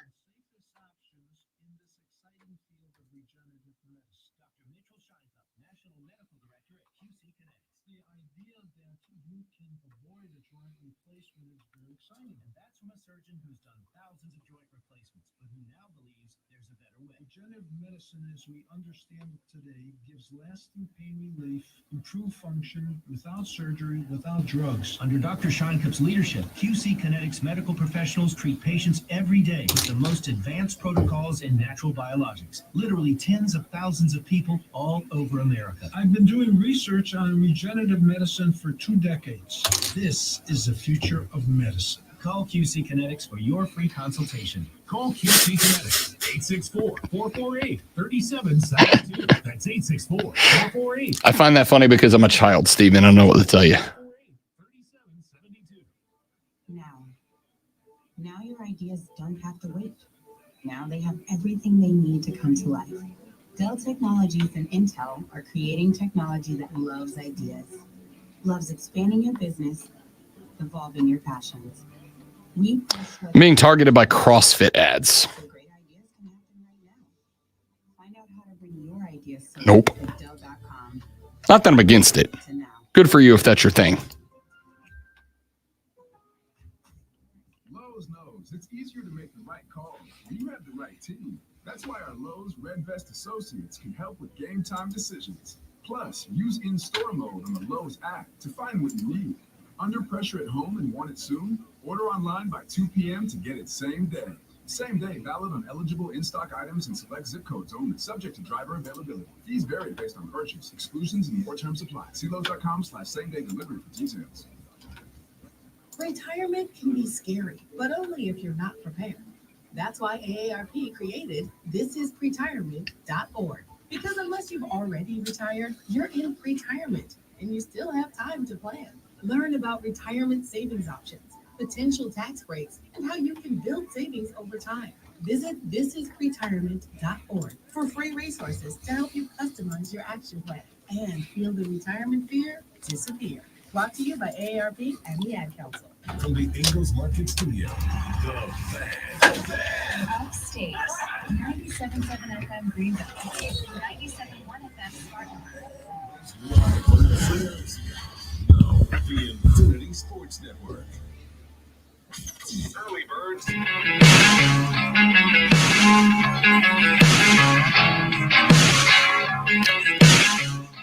The Rob Brown Show continues. It is the Fan Upstate. Welcome back, ladies and gentlemen. Final segment of the show. Spectacular to have you here on the broadcast. Let us keep rocking and rolling here on the show. I got a couple more sound bites for you that I want to run by you. One of them I am going to play because I'm actually pretty excited about the career of this young cat. That's JT Sanders. Jatavion Sanders, the tight end out of the University of Texas, who got drafted by the Cats this past season. I'm actually significantly excited because I think JT Sanders is a guy that has got all the potential in the world. He is absolutely a pass catcher. He is a guy that has the ability to block and set the edge. And I think that when you combine those two things and you have some speed, and JT has some speed. We saw a little bit of it, flashes of it during the game this weekend. I think you've got a combination that has a lot of potential ahead of it. Well, one of the things that I like to talk about for Rooks is that you got to have your welcome to the league moment, right? Especially for Rooks that are very talented and come out of Power 4 schools. When a kid comes out of a Power 4 school and a Power 4 school where they had success, and they come out of a Power 4 school where they had success and were a dynamite player on that team, sometimes they come into the league with the expectation that that's just how it's going to be. And you know the guys that I'm talking about. There is one of them right now, as much as I have been a defender for some time, one of them plays quarterback for the Carolina Panthers right now. I do think there is a little bit of that Alabama success in the head of Bryce Young. And I think last season kind of showed him, nope, you're actually going to have to work. You're going to have to try. Well, JT Sanders had himself a little bit of a welcome to the league moment this weekend. And in a quick interview yesterday, he talked about it. Honestly, we had a run play and Chase Young just ran straight through my face. You know what I'm saying? That was my real wake-up call to the NFL. Just knowing that you can't out-muscle every guy. That these are all grown-ass men, and they all strong as hell. So just trying to get stronger and better every day. You know what I'm saying? After he ran through your face, like, what was going through your mind? I was like, I ain't letting that happen again. But really just trying to bounce back from the next play. Not, like I said, not trying to linger on that previous play and just focus on the next play because that's all I can control. Like that from JT. He went with the Gardner Minshew. He's a big ass boy, is what he is. God dang. Because he is. Chase Young's a dude. It's a dude. Remember, and not just is he a dude, but he's in New Orleans on a one-year deal. This is a guy trying to extend his career, trying to extend his contract, trying to extend his NFL ability for another season and, get paid. Get paid next year. So he ran through JT Sanders' face. JT said, that was my welcome to the league moment. They said, what are you thinking about when that happens? And he says, I'm not going to let that happen again. I get it. I like it. I think this kid has got a ton of potential. Again, yesterday, when I was getting the final little bit of work done on the rig while I was in the shop yesterday, I sat down and I watched every play of that game from the all 22 cam, from two angles, all 22 from the side, all 22 from behind the offensive line. And I watched JT Sanders. He's quick off the football. He's got a good first step. I think there is going to have to be a little bit of development as far as recognizing and understanding where routes need to be broken off, where routes need to be followed through. I think there was a couple of spots where if JT Sanders gets underneath a linebacker, he presents a better target for Bryce Young. But instead, he ran his route. And again, he's a rook. Can't get upset about a rookie running the route that is called for him on a particular play. But I think there were some spots where, and this is something that you got to work on with your quarterback as well. But there are spots where I thought JT stayed on his assigned route, where if he would have broken the route and modified the route, he could have done it with the understanding of Bryce Young. Now, again, maybe I'm going to give him benefit of the doubt here because we've played 1 week and he is a rookie. That was game number 1 for him.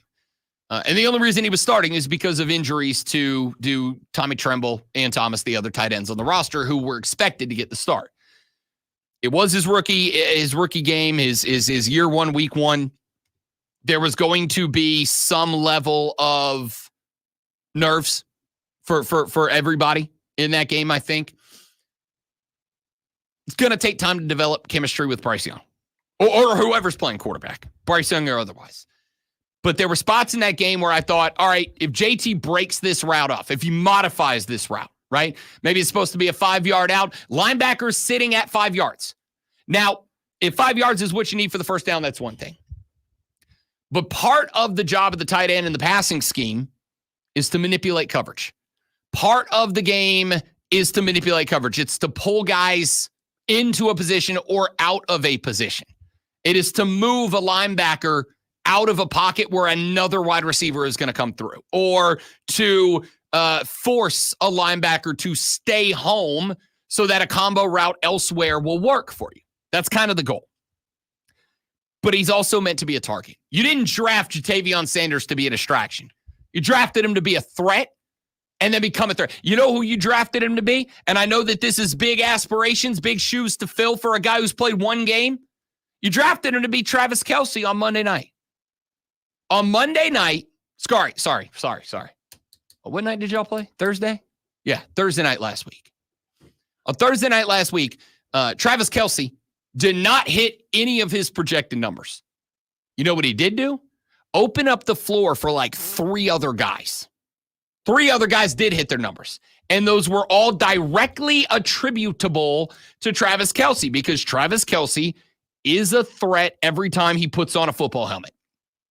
And so you ended up in a spot, I thought, where other guys were the beneficiary of Travis Kelce not hitting his numbers. I think you have that in Ja'Tavion Sanders. You have a dude that you can do what you do with Travis Kelce. You don't want to cover him? You don't want to respect the modified route out of TK87? Cool. Patrick Mahomes is going to put that football in his face mask and he's going to eat you alive. You want to overcommit to Travis Kelce? Cool. Rashee Rice is going to run right to the spot that your extra defender on 87 vacated. That's Ja'Tavion Sanders. That's what I think he has the capability of doing. I'm not saying he's got Travis Kelce's skill. I don't know. We haven't developed the guy. He's played 1 game. But I think that's the role he can fill. And the fact that he got his welcome to the NFL moment, good. Because those are the kind of things you need. And when you get him out of the way early, I think you're in a good spot. All right, one thing I want to do before we get up out of here. This is a clip I found on social media during the show today. And I listened to it. And for the purposes of the programming, I'm going to assume it's real. All right. I'm going to assume it's not a work. I don't know if it is or not. This is the post of a dad who said he got called up to the school to address a situation involving his child and a bully. I want you to listen to it, and we'll play a baby version of Faces or Heels. We just got back from my son's school because the school suspended my son for 3 days because he put laxatives into a cupcake that a bully stole from him. This bully would constantly shove my kid around and steal his lunch because, quote, he is too fat to enjoy such meals as we send him to school with. So my son decided to outsmart his bully and put laxatives into a cupcake that he knew the bully would steal from him. The bully once again stole my kid's lunch, including the cupcake, and the laxatives took an almost immediate effect. The bully defecated in his pants and then for an hour more defecated in the bathroom. Now let's move on to today for the appeal. My wife and I went to the school in order to defend our son, and wouldn't you know it, the bully and his parents were also there. Why were they there? Well, they wanted my son to face harsher punishment, not just suspension, but expelled from the school. The bully's parents got to speak first, and they got to say their piece, including bringing up the school's zero tolerance for fighting, even when it's retaliation. And that my son should be facing harsher punishment because, quote, my son poisoned their son. And that even though their son forcibly took the cupcake, it was my son's intent for their son to eat that cupcake. That this was thought out and then carried out. Good dad, bad dad. Good dad, bad dad. I'm going good dad. All right. I'm going. My kid's getting a trip to Chuck E. Cheese that night. My man knows he can't win the fight. Can't get into a fist fight. All right. You can't win. Even if you could get into it, you can't win the fist fight. So you go about it other ways. You go about other ways. You subvert. You play the long game. You play the mental game, and that is exactly what this kid did. Listen, I don't know what Pops did here. He didn't say, "Oh, I took him out to the arcade after we got a pizza." You know, I let him stay home. We went to a baseball game. I don't know what he did. I assume he did. It's what I would have done. I love this. Good dad, bad dad, Lonzo. Good dad, bad. I'm going good dad. I don't know. I'm thinking about it. I don't know. I can't. If the dad came up with the idea, he could very definitely be sued. If the kid did it, then it's okay. I'm going to start with this. Unless the kid has a bout with honesty, that's something that we'll never know. And that's almost brilliance of the plan, if that's the case. I don't know. I'm going. Wesley says, good dad. No, wait, great dad. I'm going to say this. The kid gets credit. He gets credit because he figured out a way to get one over on the bully without getting into a fist fight. What's the age group of this? It sounds elementary school based on the story. I don't know that it is. The way he's telling the story, and he talks about, it's a bully and it's lunchtime and he steals my kid lunch and says he's too fat to have a lunch like that we pack him. I'm going to make the assumption, we got to work with only the details we have here. I'm going to make the assumption probably like at latest middle school. Let's say sixth grade. Let's put him right there in the mix. I'm going to say good dad. Kid came up with a plan that didn't involve getting punched in the face because he can't win that fight. Kid came up with a plan, got a little revenge, humiliated said bully, and what are you going to do? All he had to do was not steal my cupcake. 70s, 80s, 90s, good dad. Now, probably not so much because of the scrutiny on things like this, and wouldn't shock me if there's a lawsuit involved. Did he take care of the bully? Yes. But this may end up hurting the entire family in the end. That's fair, which is I gotta think in this spot, if your pop's in this spot, right? I think in this spot you gotta tell the kid, hey, this was your idea. No matter even if it wasn't, this is your idea. You did this. Because what are you gonna do? Bust up a kid for facing down a bully like that? You're gonna sue an 8-year-old? I don't know that you can. I mean, you sue the dad, I guess, but you're gonna sue the 8-year-old? I don't know. I don't know how you play that. If you're the parents of the bully, You should also blame the school in this day and age with things that are happening at schools. Recognizing that a kid is being bullied and taking care of it. It's also on the education of the people who are in charge there. I would agree with that wholeheartedly. And Wesley brings up a good point. I think the other thing here is I just tell the kid to tell the authority, hey, listen, man, I've been stopped up. That was a cupcake that I made myself to, get regular is a term that the great one told me that I had never heard before. I needed my laxative cupcake to get regular. And then the bully stole it. It's really his fault. I don't know. I'm going good, Dad. Brown Show presents Twitter. All right. The first thing that's Xing is Dana White.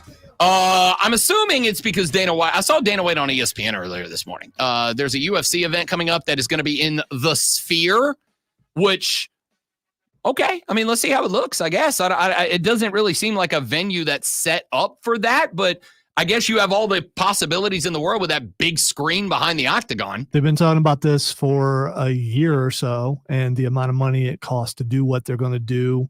Dana White has said that there's never, ever going to be anything like what you're going to see Saturday night. I'm intrigued. Including they put out their Easter eggs, and if you can find the Easter eggs, I believe the amount is $10,000 if you can find all the Easter eggs while watching the broadcast. And that's not for the fighters. I believe that is for people who are watching the broadcast. What, on the Sphere, on the wall? Sphere screen. Huh. Yes. I mean, listen. And maybe it's for people in the venue because I don't know how much we're actually going to be able to see of the Sphere on the TV broadcast, but I'm sure there'll be several different camera angles. Yeah, it's an interesting gimmick to get people to tune in. Which again, this is a gimmick, but so's everything else. Everything's a work. I'm sure we will go over the card tomorrow because it's a really, really good card. The next thing it's Xing is Jacob Fatu. So I've not yet gotten a chance. I'm still trying to catch up with I don't know, I'm like 3 days behind, but the Bloodline showed up on NXT last night, is my understanding, and wrecked the place. Yes. And Fatu's out of control. And I don't think anyone ever hurts this guy. He hurts himself because he has no body control and has no concern for his own body. It clearly does not. Kayfabe or otherwise. Can I tell you this, though? I kind of love it. I kind of like it. It's been a hot minute. He gives credence to the new Bloodline. Oh, for sure. He is the new. He is what Solo was when Solo initially debuted, and it was like everybody took him very seriously. It has been a hot minute since we have felt like we've had a genuine, dangerous, unhinged heel. And he's all of those things. I'm here for it. I love what he's doing. All right. The last thing that's Xing is 9/11. Of course, it is 9/11. We spend today remembering that day from 21 years ago. And I said earlier in the show, and I'll say it again now, sports is unique. Sports is a global human phenomenon. Right? Sports are played and celebrated all over the world, but the way that we celebrate sports is something that makes us uniquely American. And the people who would do things like we all experience, those of us that are of that age, 21 years ago, the goal was to disrupt. The goal was to take away from us. It was to take away things that we love. It was to take away our way of life. And to me, the best way to commemorate and to celebrate is to do what we do.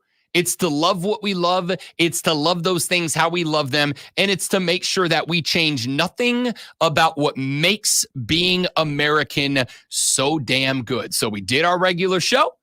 I hope that all of you have a regular day. I hope all of you that you enjoy your day, and I hope you take just a few minutes at some point to reflect on what it means for us to be fortunate enough to be sports fans and to be Americans and to enjoy all that comes along with that. That's it for us today. Hope you enjoyed the show. Thank you very much for being here. We will be back tomorrow to do it all over again. Rashad Beard will be here tomorrow at 8:40. Lulu Kesson will be here tomorrow at 8 a.m. straight up to talk Gamecock football. And Fight Club with the great Milonzo tomorrow at 9:20 a.m. Don't miss it because it's going to be a good Thursday. For Alonzo, I'm Rob. Thanks for listening to The Rob Brown Show on your radio. It is the Fan Upstate. Later. It's good. The job is done. We can go home now. Did I say 24 years ago? I think I said 24 years ago. Whoops. Sorry. 23 years ago. Bad at math. Shocking. I know. All right, dudes, that's it for me. I got to go record a bunch of stuff. Thanks for being here. You're all amazing. We appreciate it. Have a spectacular rest of your Wednesday. See you back here tomorrow. Goodbye.